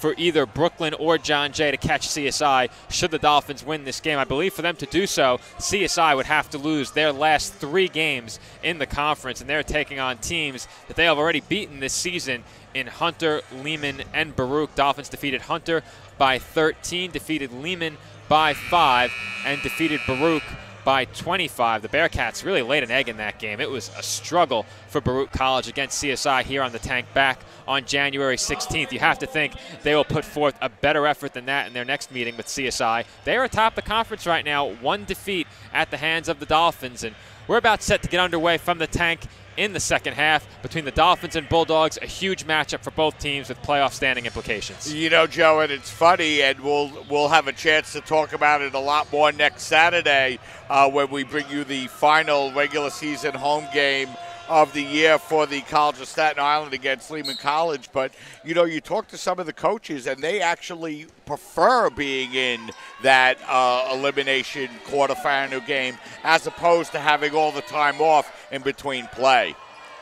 And the Dolphins nearly gave the fans that alley-oop they've been waiting for. Latunji couldn't quite dunk it, but was able to lay it in off glass in a quick, easy basket for the Dolphins to open up the third quarter. Here comes Wright, swings it up to Shy on the left wing. His three-pointer no good, an air ball, and Spencer is rejected by Latunji. Offensive rebound to Wright. Shot clock did not reset. 10 to shoot for Brooklyn, and that's Rigo Destine getting in the passing lane, got his fingertips on that pass, knocked it out of bounds. 9 to shoot for the Bulldogs after they inbound. Yeah, Joe, it's been a defensive game all the way. Good defensive start for the Dolphins. Tremendous defense from Jade Spencer in this one. That's an offensive foul, perhaps preceded by a travel. Either way, it will be Dolphins basketball, and charged with the offensive foul is Noah Shy. Yeah, and you know, Brooklyn College came out determined to get the ball into Jade Spencer, and Dolphins with a block on his first possession and forcing a turnover on the second. So Dolphins coming out with a good defensive start here in the first minute of the second half. This is Christian Taylor, finds Adiola Latunji mid-range. Kick out to Stephen Flagg, open left wing 3, no good. Latunji fights for the rebound. It goes to Tesserero. Brooklyn once again looking to run. They've looked to do that all game long. This is Jade Spencer. Finishes around Stephen Flagg, and deficit once again cut to 3. Good job by Brooklyn getting the ball inside to Spencer once again. He's been leading the way for them offensively in this game. Has done a great job at both ends of the floor, but has scored the basketball just about as well as he's defended in this game. That pass intended for Rigo Destine got away from him, but Christian Kopech dives down and keeps play alive. Flagg looking for Destine inside, and the official initially pointed in the direction of the Bulldogs. Instead, we will stay to our left. And that's the correct call, Joe. Ball clearly going off Brooklyn College, but the Dolphins also very fortunate because that look-away pass by Flagg was going to no one but maroon jerseys. Inbound toward Destine, and I'm not sure Flagg reestablished himself in bounds before he touched the ball. It's Bulldogs ball. I thought he might have with the naked eye, Joe, but doesn't matter. Turnover for the Dolphins, so each team with a basket here in the second half. Our opinions here at the table, as much as we'd like to share them, do not matter as Tesserero's 3 is in and out, rebounded by Noah Shy. New shot clock for the Bulldogs. This is Cohen working against Desteem, and he traveled. Yeah, so the Bulldogs turn the ball over, and the Dolphins will regain possession. Both teams looking to kick up the offense a little bit, and both teams struggling offensively, Joe. Both teams averaging well over 70 points. I should say over 70. Brooklyn at 71, the Dolphins at about 77. Much lower scoring game so far. It certainly doesn't appear they'll reach that mark in this game, but late game free throws can change that quickly as the Dolphins turn it over. This is Tesserero with the left hand, can't finish. Rebound, Rigo Desteem. Here comes Stephen Flagg. Out to Christian Kopech. Kopech declines to shoot the three. Instead, it's Christian Taylor who doesn't hesitate. His three-pointer no good. Rebounded by Jade Spencer. And I thought that one was coming straight over to me for a moment, but getting a hand up in the air was Jordan Wright. And you can now see that on our new camera feed. You get a look at us now on the left side of your screen at center court. So Christian Taylor picks up the first foul on the play, Joe. So Brooklyn College will inbound the basketball as both teams look to get on track offensively here in the second half. Scoring even at 2 so far in the second half. This is Jordan Wright, and no need to throw a no-look pass there as he threw 2 reckless passes back-to-back, and that one is stolen by Flagg. Taylor, fadeaway jump shot, and that finds its way in. Christian gets the roll, and those are the kinds of shots he's accustomed to hitting. They were not falling in that last game against York, but right there, Taylor able to knock down the jump shot from the baseline. It is a full timeout called by the Dolphins, so we'll step aside for a minute and take a break. When we come back, it is CSI leading Brooklyn by 5, and our CUNY Game of the Week. More NCAA Division III men's basketball when we return.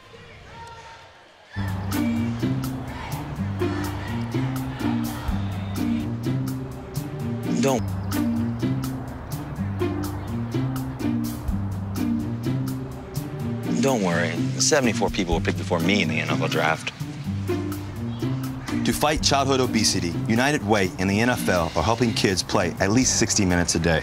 Okay, time for the team obstacle course. Yay! What this place needs is more healthy kids. To get involved or donate, go to unitedway.org/play60. Now I get it. MCU is one of the oldest and largest credit unions in the country. CUNY students, faculty, and staff are all eligible to join MCU and experience the benefits and security of credit union membership. For more information, please visit Municipal Credit Union's website, nymcu.org, and support the official credit union of CUNY Athletics. A thank you to MCU, one of several sponsors for this CUNY Game of the Week doubleheader. Dolphins and Bulldogs from the College of Staten Island. The Bulldogs women took the first half of our doubleheader, defeating the women of CSI 70-60. The men of CSI lead the men of Brooklyn 32-27 as falling down was Wright, finds Spencer. Kick out to Noah Shy for 3. That's no good, rebounded by Christian Taylor, and the Dolphins will look to push here. Taylor over to Flagg. Flagg cross-court pass to Kopech. Had some space, looks to drive instead, lost the ball, and it finds its way into the hands of Noah Shy. Tesserero working against Kopech. He finds Cohen in the corner. Nice tip pass there by Cartalis. Quick hands and reflexes to knock that pass away. Flagg, long outlet to Latunji with a nice grab, and he finishes inside. Yeah, another points off of turnovers there for the Dolphins as they open their lead now back up to 7. And I said it in the pregame, Stephen Flagg has given the Dolphins the third scorer they need, but he doesn't get enough credit for his passing. He is a very good passer for this Dolphins team as well, and the open three-pointer there is missed by Cohen, but a foul is called on the scramble for the rebound as you get a look at that snag by Latunji. That pass right on the money from Stephen Flagg, and Latunji able to finish off glass. So Cartalis will pick up the foul for the Dolphins, and Joe, Brooklyn College now just 2 of 14 from the three-point line here this afternoon. Dolphins have shot it better than that throughout this game, and that's one of the big reasons why they find themselves ahead. They've connected on 3 more three-pointers than Brooklyn on 3 more attempts as Jordan Wright's 3 is no good, rebounded by Ziris. And I actually understated it by 1, Joe. They're now 2 of 16 from the three-point line here this afternoon. So Brooklyn struggling from the outside as Latunji throws that ball right into the hands of Jade Spencer. Had nowhere to go with it, but a reckless pass by Brooklyn stolen by Cartalis. Flag tries to go around the back, and I believe he was called for a foul. Yeah, that's going to be an offensive foul called on the Dolphins after the steal, but both teams a little careless with the basketball here. Both teams turning the ball over here in this second half. 5 turnovers apiece, Joe, in barely over 4 minutes of basketball. It's been a sloppy start to the second half, to say the least. Much like that women's game, these two games have followed very similar scripts to this point in the men's game anyway, as that corner three is attempted by number 22, Nico Serrano, and he knocks it down. And they did have the wrong score on the scoreboard for a moment. Brooklyn back within 4. That is reflected on your screen as Dolphins work it inside to Flag. He's triple teamed. Tries to throw it off the legs of Nathan Josephat, and he does so successfully. And good heads-up play there by Flag because he had nowhere to go, put himself in a tough position, but was able to get out of it. Yeah, Dolphins fortunate to maintain possession, 14 to shoot. Taylor dribbles to his left, loses the ball. This is Ziris, 8 to shoot. Is he aware of the shot clock? He finds Latunji, and Latunji finishes through the contact around Jade Spencer, who will be charged with the foul. Latunji to the line for one more, and Adiola is off to a strong start in the second half. Yeah, that time Zaris held the ball long enough for Latunji to break into the basket, and he was able to hit the basket and draw the foul. Latunji leading the way in scoring for the Dolphins with 10. He can make it 11 from the line here. This is his first free throw attempt of the game. Dolphins haven't been to the line much. That is only free throw attempt number 3. Christian Taylor and Stephen Flag with 7 apiece for the Dolphins as well. Taylor shooting 3 of 9, Flag 3 of 7. Christian Kopech's also contributed a couple of threes. He has 6. Those are the 4 leading scorers for CSI. As Brooklyn works it around the outside, that's with Shai in the corner.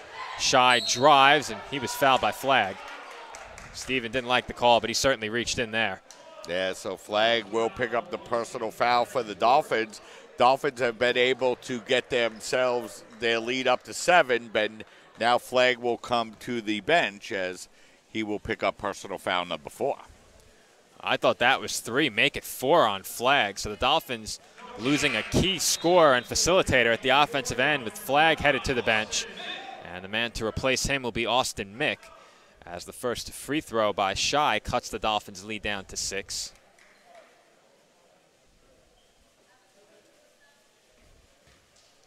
Second free throw upcoming, and that is good.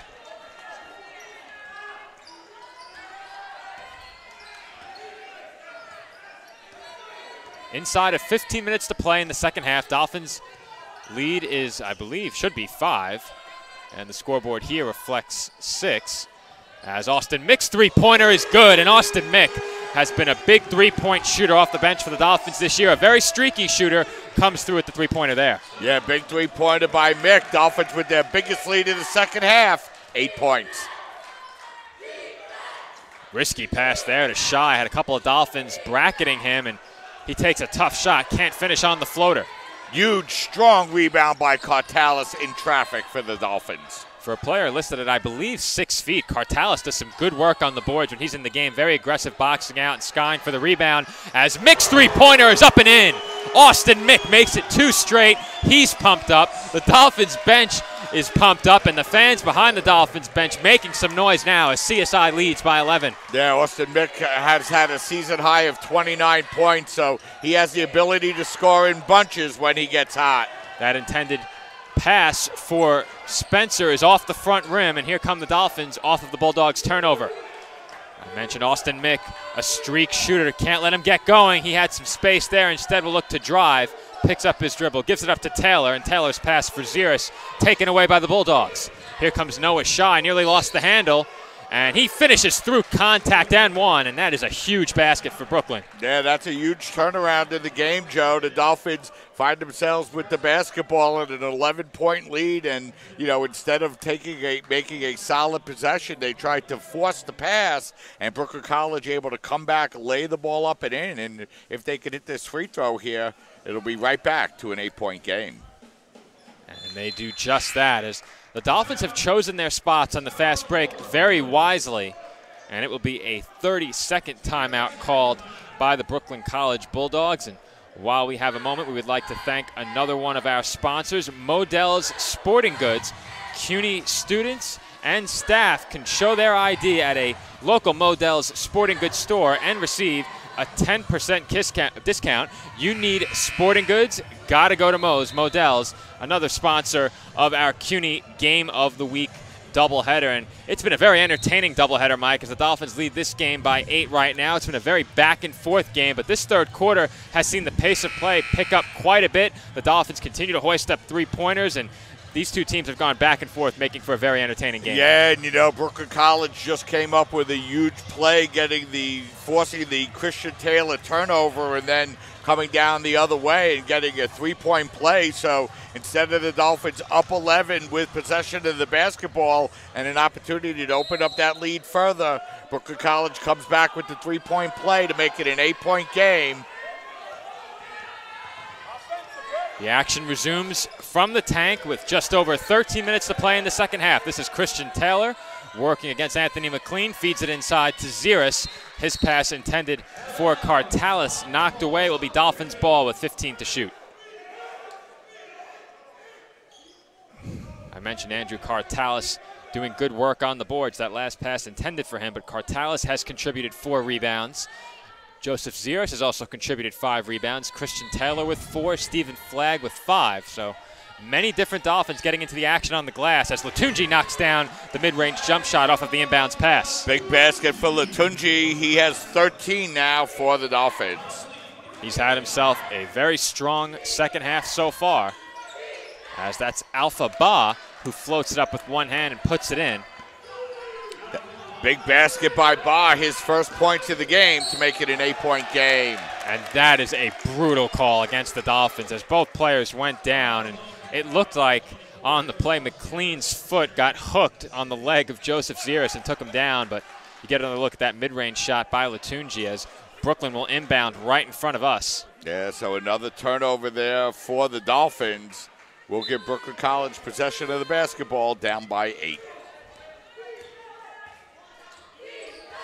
12:36 to go in the second half as Ba works his way to the right side of the basket, throws up a wild shot and can't convert. That one never had a chance, as Christian Taylor will bring it up for the Dolphins, slowing things down once again. McLean defending him closely. He's harassing Taylor out around half court. And that's Tesserero coming in and fouling Taylor, as Christian wasn't happy with the screen he received from Austin Mick.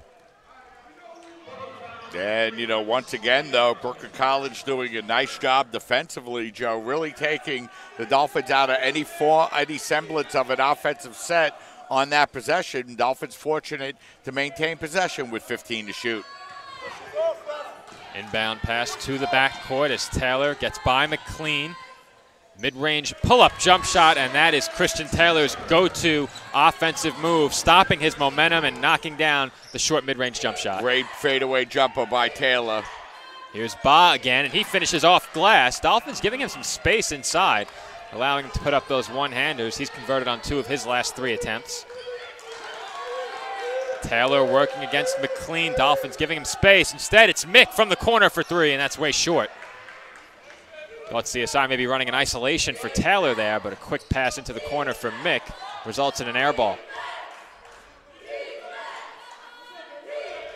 Chance of defense from the CSI cheerleaders, as this is McLean with the shot fake. Good job by Latunji staying on his feet. Corner three-pointer by Josephat is good over the outstretched arm of Joseph Ziris. And all of a sudden, the lead down to 5. Brooklyn College with the last 5 points. Dolphins have had a largest lead of 11 points. It's been around the 8 to 11 point mark for the majority of the second half as Latunji nearly lost it. Here comes Mick.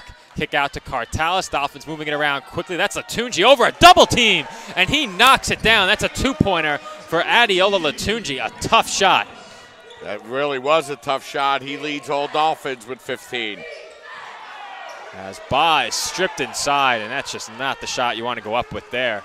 in a double team. And Brooklyn did the right thing there by trying to deny Latunji a shot opportunity at the other end, but Adiola simply took the opportunity and claimed it as his own as he looked for another shot there, instead thinks better of it. This is Christian Taylor posting up, gets inside and finishes as Anthony McLean went down. Looked like McLean tried to grab his foot. Nearly stepped on him, did Christian, as Christian with a body check knocks down Alpha Ba. I can't believe that wasn't called as Ba flew down onto the baseline. Certainly didn't flop. Christian Taylor gave him a nice shoulder check as Ba, looking for somewhere to go with it, kicks out to McLean, who knocks down a long three-pointer. And just when you think the Dolphins have seized the momentum back, Brooklyn hits a timely basket. Yeah, that's a huge basket there. 6-point game. Christian and McLean now having words with one another, and Christian is rejected by Alpha Ba, who postures after the block shot. A flex from Ba. Brooklyn has numbers. Christian Taylor is not back. McLean is wide open for three. He knocks it down. Christian Taylor calls for a substitution. He is hurt, and he was being taunted by McLean, who then tries to help him up. Good sportsmanship there from McLean. He and Christian Taylor were having words during the last Dolphins offensive possession. Taylor looks hurt. TJ Tibbs is furious. Mike, what did you see there? Yeah, you know, really head coach TJ Tibbs livid at the fact that Taylor was pulled down from behind after completing that basket. No foul called on the play. And, you know, TJ now picking up the technical foul, not something that the Dolphins need, as Taylor's hurt on the play. And, you know, head coach TJ Tibbs very upset.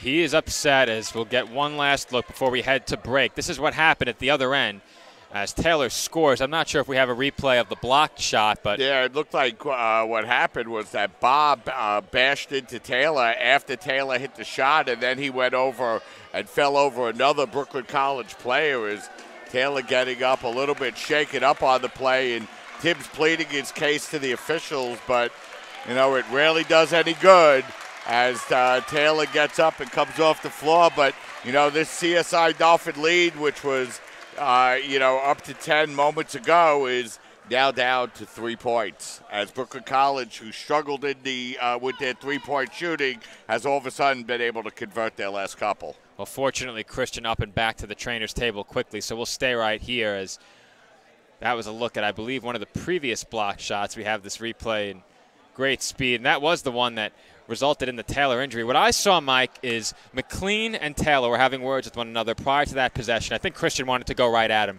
He took the ball inside, got by McLean, but was emphatically rejected by Alpha Ba. You'll see it on the follow-through. Ba really clamps down on the ball. Taylor landed awkwardly. Perhaps the ball got pinned to his hand and caused his shoulder to move in an awkward position. I don't know exactly what occurred there, but you mentioned that arguing doesn't often help, and it certainly won't help here, as TJ Tibbs picks up the technical foul. And we got some cheers from both Brooklyn and CSI fans, as some of the Dolphins faithful appreciated Tibbs sticking up for his players. Taylor was down on the court injured there, but fortunately he's back up over at the scorer's table.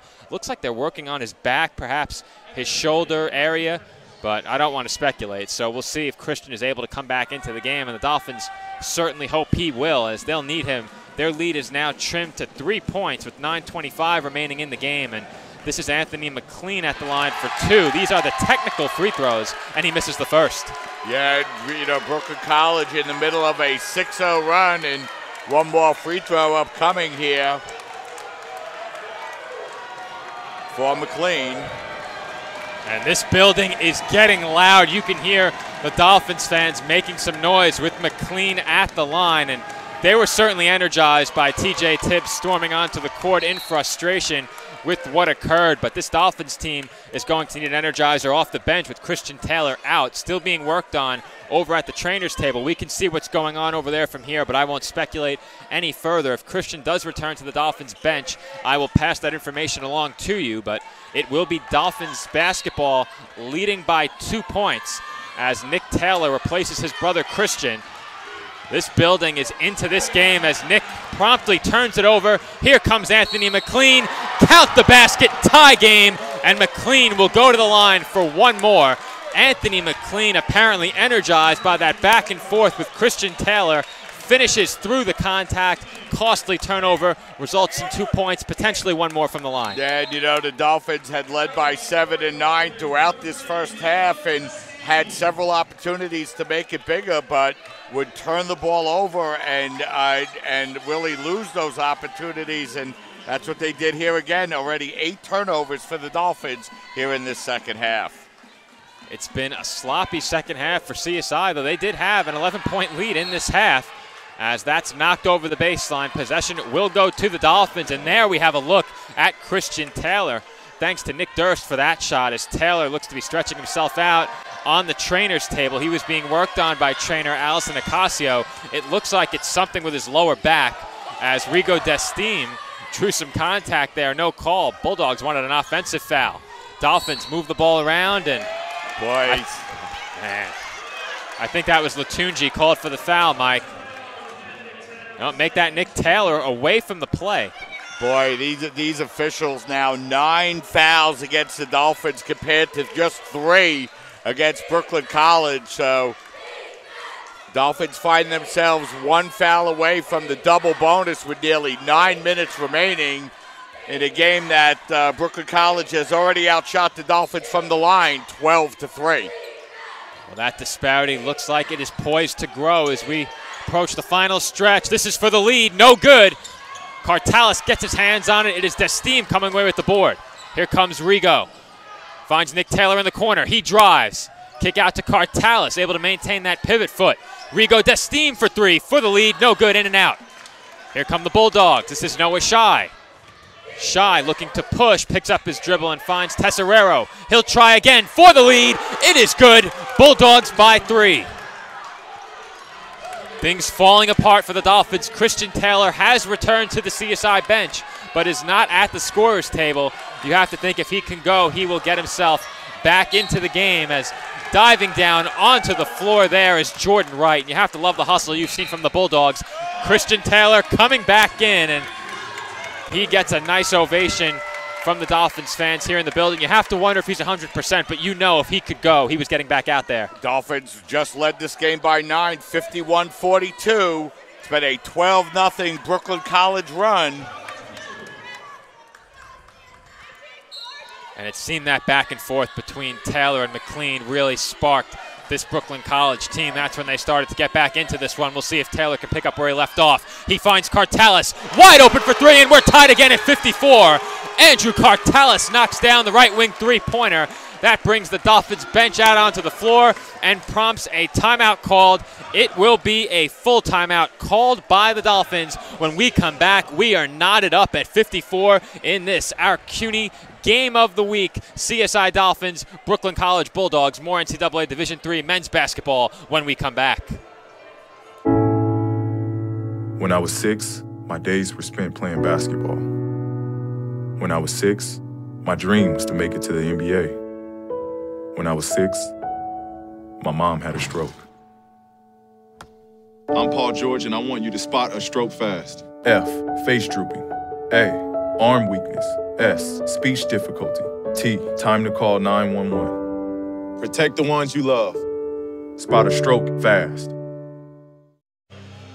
And we are back from the tank in what has been a thrilling game between the Dolphins and Bulldogs. Here's a look at that last Dolphins basket by Andrew Cartalis, which tied the game off the feed from Christian Taylor. And that's one of the things that makes Christian Taylor so good. He has many aspects of his game that make him an elite player in this conference, but his ability to get himself space off of dribble penetration and control his body, not only for shots, but for passes just like that, make him that much better. Yeah, that's how CSI has played well, but Brooklyn College in this second half has really come out and really have been able to use the three-point shot here in the second half to work their way back in the game. They really struggled with the three-pointers in the first half, going just 2 for 11, but 5 of 11 shooting from the three-point line here in the second half has brought Brooklyn College right back in the lead.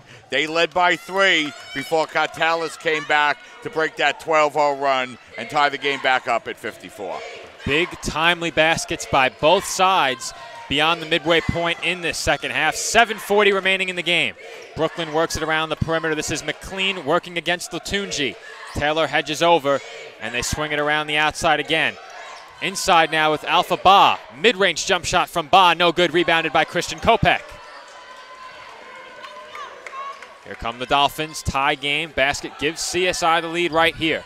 Taylor has a pair of Bulldogs in front of him. Kopech thought about the three, takes it to the hoop and can't finish. Rebound Latunji, blocked by Ba and rebounded by McLean. McLean being harassed by the Dolphins. It's Tesserero coming away with it. This is Ba, and he finishes inside, using the rim to shield himself from the defender. Good move there, and Brooklyn is back in front by 2. Christian Taylor has it, top of the arc. Looking for a shot, finds Cartalis. Cartalis for 3, no good. Rebound McLean, he's stripped by Latunji. Good defensive play there by Adeola Latunji, poking the ball away from behind. Dolphins get a second chance. 20 on the shot clock. This is Destine. Destine, low pass for Taylor, he corrals it. Feed inside to Latunji from Taylor, and the Dolphins have tied the game again. Beautiful assist by Taylor. Latunji has 17. What a second half this has been from the Tank, and we still have over 6 minutes to play. Knotted up at 56, Tesserero. Bulldogs swing it down to the corner for Shy. He's stripped. Cartalis on the floor, comes away with it. Is it a jump ball, a foul, or a timeout? We will see. I think they called a foul on White. Nope. Make it a timeout. I think they're saying timeout called by Cartalis. They are. That is CSI's final timeout. It is a full timeout, but with the action picking up, Mike, we just had a break. We will stay right here, and while we have another break in the action, we would like to thank another sponsor, the Hospital for Special Surgery is where the world comes to get back in the game. The hospital is ranked #1 in the nation for orthopedics by U.S. News and World Report. No wonder Hospital for Special Surgery is the official hospital of the CUNYAC. For more information, please visit www.hss.edu. And Mike, this has been a tremendous second half between these two teams. It was a 3-point game. Dolphins leading at halftime. They trailed by as many as 12 in the first half, led by as many as 11 in this second half, but neither team will go away. Yeah, you know, it's been a game of wild runs throughout, Joe, and, you know, Brooklyn College went on a 12-0 run to turn around a 9-point Dolphin lead into a 3-point Dolphin deficit, and they got on currently in the middle of a 14-5 run, and we're tied at 56 with 6:04 remaining. And, you know, we thought we were going to have 2 great games here this afternoon, Joe, and we really have another back-and-forth game here in this second half between 2 very close teams, the Dolphins and the Bulldogs. Another great basketball game here on the CUNYAC Game of the Week. It's been a tremendous Saturday of basketball, and it is not over yet. Still over 6 minutes to play between CSI and Brooklyn on this Saturday afternoon. Dolphins and Bulldogs knotted up at 56, and we do have one more regular season broadcast coming up 1 week from today against Lehman. We're not sure what the schedule is for the CUNY Championship yet, but if we have the opportunity to cover either the semifinals, a quarterfinals game, or perhaps the championship, we will do our best to make that happen as the action resumes once again from the Tank. We are tied at 56. Christian Kopech looks to change that. He cannot. His three-pointer no good. Rebounded by Noah Shy.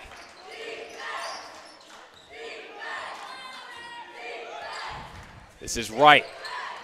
Nice bounce pass inside for Spencer. I'm not sure he was ready for it. It's stolen by the Dolphins, and I thought Spencer had some space to get that ball and score.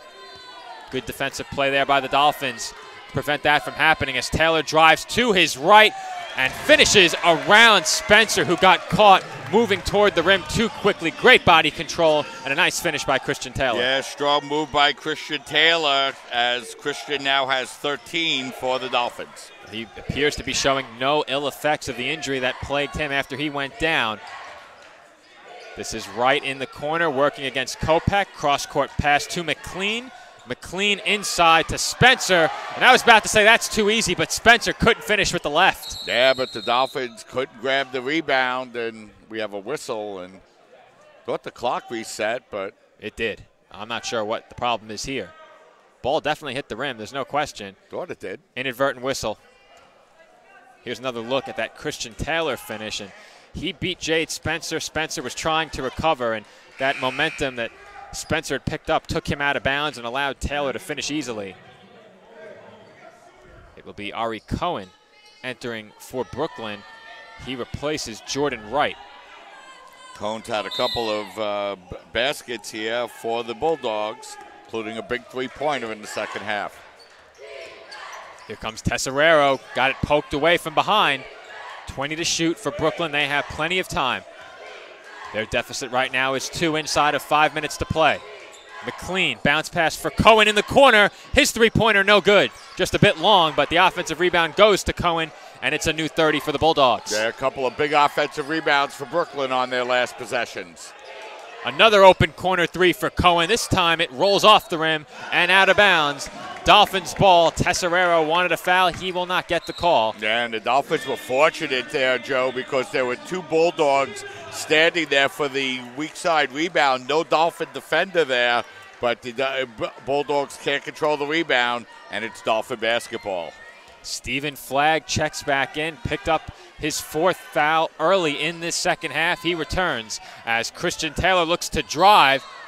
He got smacked in the face. Late whistle. I wasn't sure it was going to come, but Taylor will head to the line for 2. Yeah, I didn't think the official was going to call that, but Christian Taylor will now have an opportunity to go to the free throw line here for the Dolphins. And in the second half, the Dolphins will go to the line for just the second time.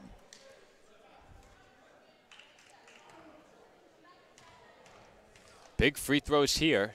Taylor could extend it to a 2-possession game, and he knocks down the first. So at the very least, the Dolphins will lead by 3 next time Brooklyn possesses the ball. Taylor looks to make it 4. Dolphins now 3 of 4 from the line here tonight.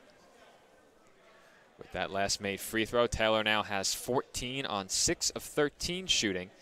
It's been Adeola Latunji leading the way offensively in this one with 17 on 8 of 13 shooting.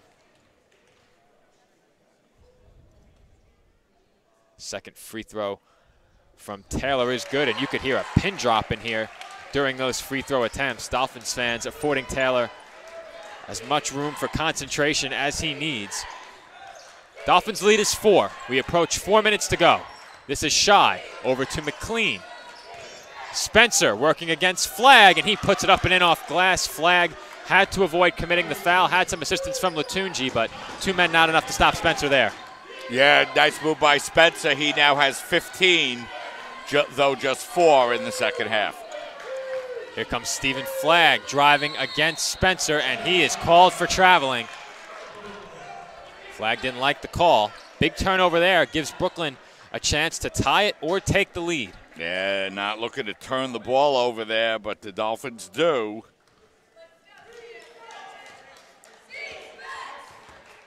This is McLean, bounce pass to Tesserero in the corner. Thought about it, will attempt the corner 3, it's long. Offensive rebound, Jade Spencer. Mid-range jump shot off of that rebound is no good. Yeah, Dolphins give up another offensive rebound, but Brooklyn can't convert. Low post defense and offensive rebounding issues by the opposition, I should say. Offensive rebounds by the opposition have plagued the Dolphins late in games as Latunji is stuffed by Spencer. Nowhere to go there. McLean floats one up off glass, no good. Rebound tipped away by Spencer, tipped away from Flagg by Spencer. It finds its way out to Latunji. Brooklyn out-rebounding the Dolphins on the offensive glass, 6-1 here in the second half. Here comes Desteem on the drive, finds Flagg in the corner for 3, no good. Latunji with the offensive board, up and in, off glass, and Adeola Latunji continues to be a huge factor on the glass. That is his 3rd offensive rebound. Yeah, big put back there by Latunji as he now has 19 for the Dolphins, and they lead by 4. The second chance point total in this game overall is very low. Dolphins with only 5 and Brooklyn with 3. Neither team capitalizing on second opportunities as Shy is stuffed. Nowhere to go with it. Good defensive play by the Dolphins. We've seen that a couple of possessions now in the last few. Shots stuffed. 1 by the Dolphins, 1 by the Bulldogs. Let's see how the Dolphins operate, Joe, with no timeouts here for the last 2 minutes. It's good you bring that up, Mike. I had forgotten the Dolphins did spend their last timeout on a potential jump ball. It was called by Andrew Cartalis. Taylor receives a screen from Flagg and is then fouled. Jade Spencer will be charged with the personal. Sorry, Joe. That's a terrible foul by Brooklyn College. The Dolphins had already worked the shot clock down to just 7 seconds remaining on the shot clock. Spencer will pick up his fourth, but more importantly, 13 seconds will be added to the shot clock. It's a risk-reward proposition there on that free throw because Stephen Flagg was wide open for three if they don't foul there. Not that I'm certain they saw Flagg wide open, but if they don't foul Taylor, they switched poorly and left Flagg wide open for the three-point attempt. And they nearly do so again as Taylor looks one pass further to Destime, inside to Latunji, and he is fouled. Jade Spencer can't believe the call. If it's on him, that's 5, and we will see. I think it might have been an offensive foul. I don't think it is, Joe. I think it's a foul on 11, Ari Cohn, and I thought it was the correct call. So it's going to send Latunji to the free throw line. 2 huge free throws coming up here for Latunji. He's 1 from 1 from the line here this afternoon. Looking at the reaction of the Bulldogs players for a moment, I thought they were celebrating the call after the initial disappointment displayed by Spencer. He looked frustrated and then began clapping, but maybe it's because the foul wasn't on him. That would have been 5. Latunji knocks down the first free throw. The Dolphins' lead is now 5 points. They can't extend it to a 3-possession lead yet, but would love to go up by 6, and Latunji can't give them that 6-point lead. 1:30 to play in the game. Brooklyn needs a basket. They don't have to score quickly if they can come up with a stop, but instead they nearly turn it over, and Dolphins will be awarded possession as that one is knocked away by Anthony McLean. Good defensive play again by Andrew Cartalis with active hands. Yeah, another big defensive play by the Dolphins as Brooklyn not even permitted to get a shot up. And, you know, I thought maybe you could call a foul on Brooklyn, but I thought the ball was off the Dolphins. But instead the Dolphins will maintain possession with a fresh 30-second shot clock and 1:25 seconds remaining. But first there will be a timeout taken by Brooklyn College. Well, I agree with you, Mike, there. I initially thought it was off of the Dolphins, no question, but tough to tell from over here. The official was right on top of it, and this timeout will be a full timeout. So we'll step aside for just a minute. When we come back, final 1:25 to play in this game with the Dolphins leading by 5 in this, our CUNY Game of the Week. This is the story of a boy who is very sensitive to lights and sounds. So he built secret hiding places where nothing could get in. The boy didn't like looking people in the eye. It made him feel uncomfortable. One day, he found out he had something called autism. His family got him help, and slowly, he learned how to live with it better. Early intervention can make a lifetime of difference. Learn the signs at autismspeaks.org.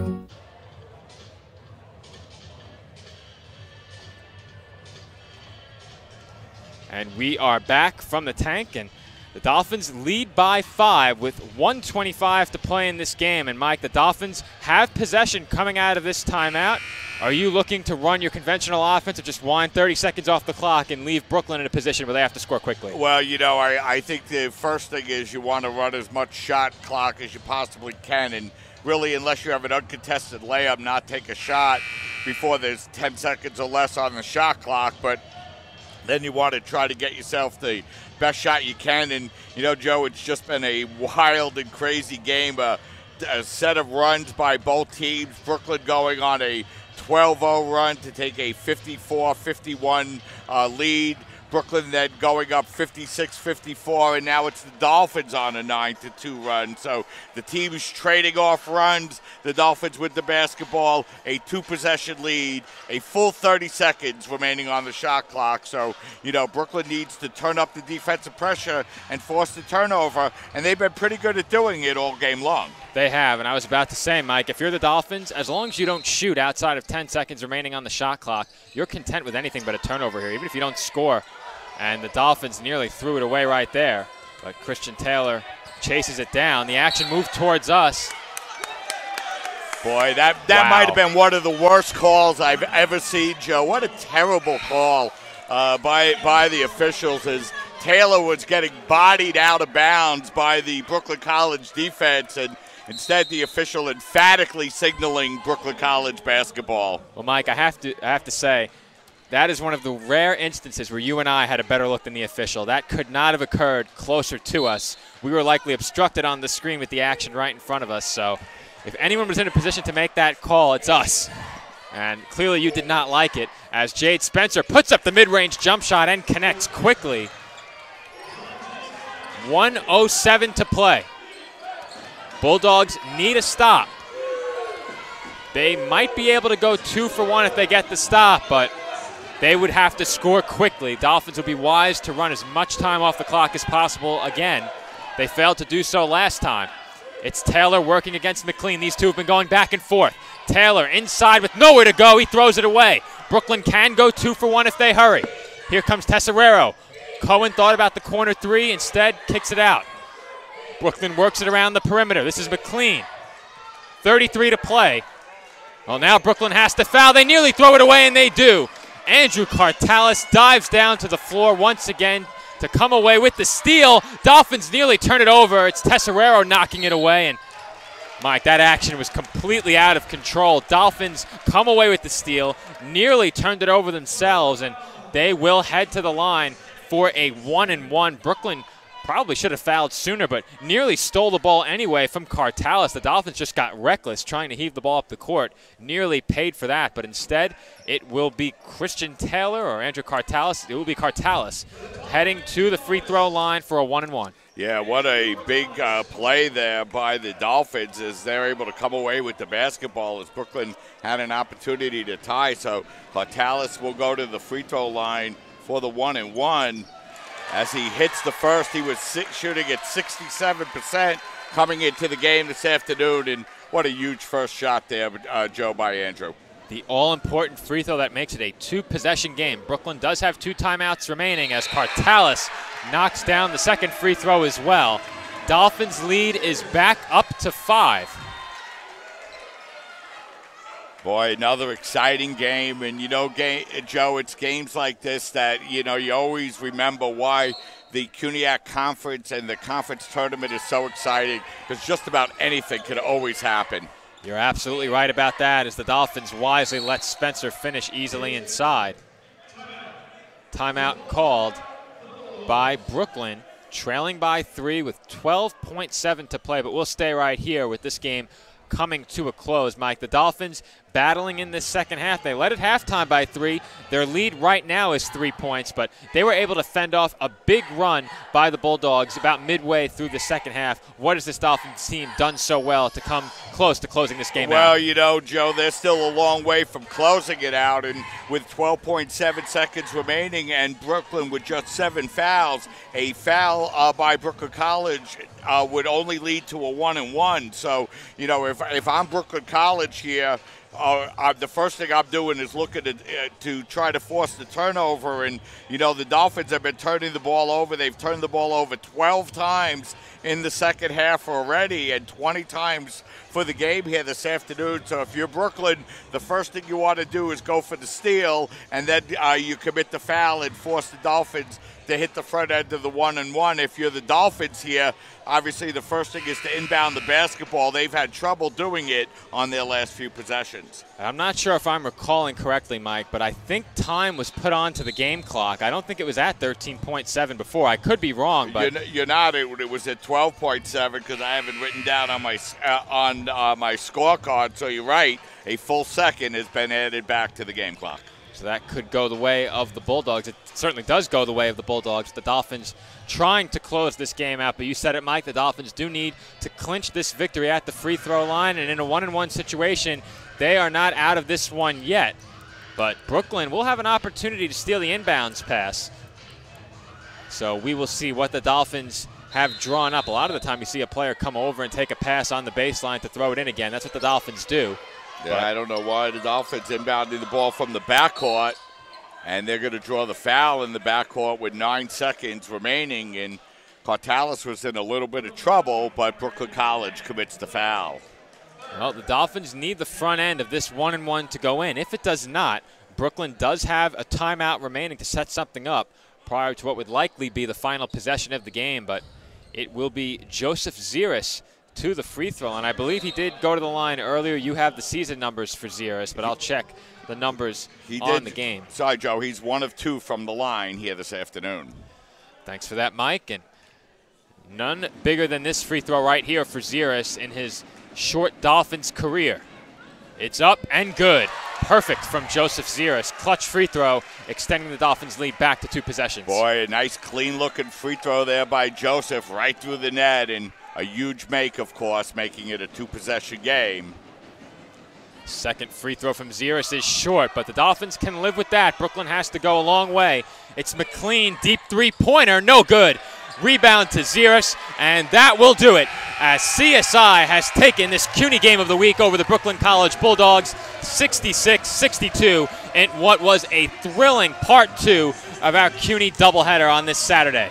Yeah, Joe, it was 2 great games. The women of Brooklyn came out and won the first game, and here at game number 2, a back-and-forth game. Both teams able to jump up to leads, multiple ties throughout. The last tie was at 56 in this game, but the Dolphins were able to close it out with a nice run at the end of the game, and were able to escape here with a win. And, we mentioned earlier, Joe, what a huge win this is, because with the win here this afternoon, the Dolphins up their record to 10-3.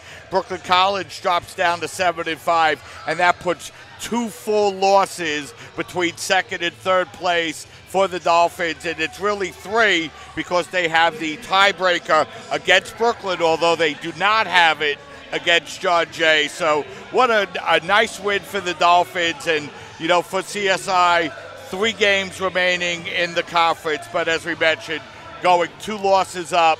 A huge swing, big win for the Dolphins, getting big play down the stretch out of Christian Taylor when they needed it most, and the Dolphins were able to escape with a victory here this afternoon. Well, we spoke about it briefly during the pregame. The Dolphins now 3 wins separated from John Jay. They don't have that tiebreaker, but the Dolphins have defeated all 3 teams that they have remaining on their schedule. The Dolphins only need to win one of those games, and they will finish ahead of John Jay. Same goes for Brooklyn. The Dolphins need to win one more game this season, and if I'm reading the standings correctly, they have clinched a top 2 spot, as we will be joined by Adeola Latunji for a post-game interview, and we'll get the microphone set up in just a moment.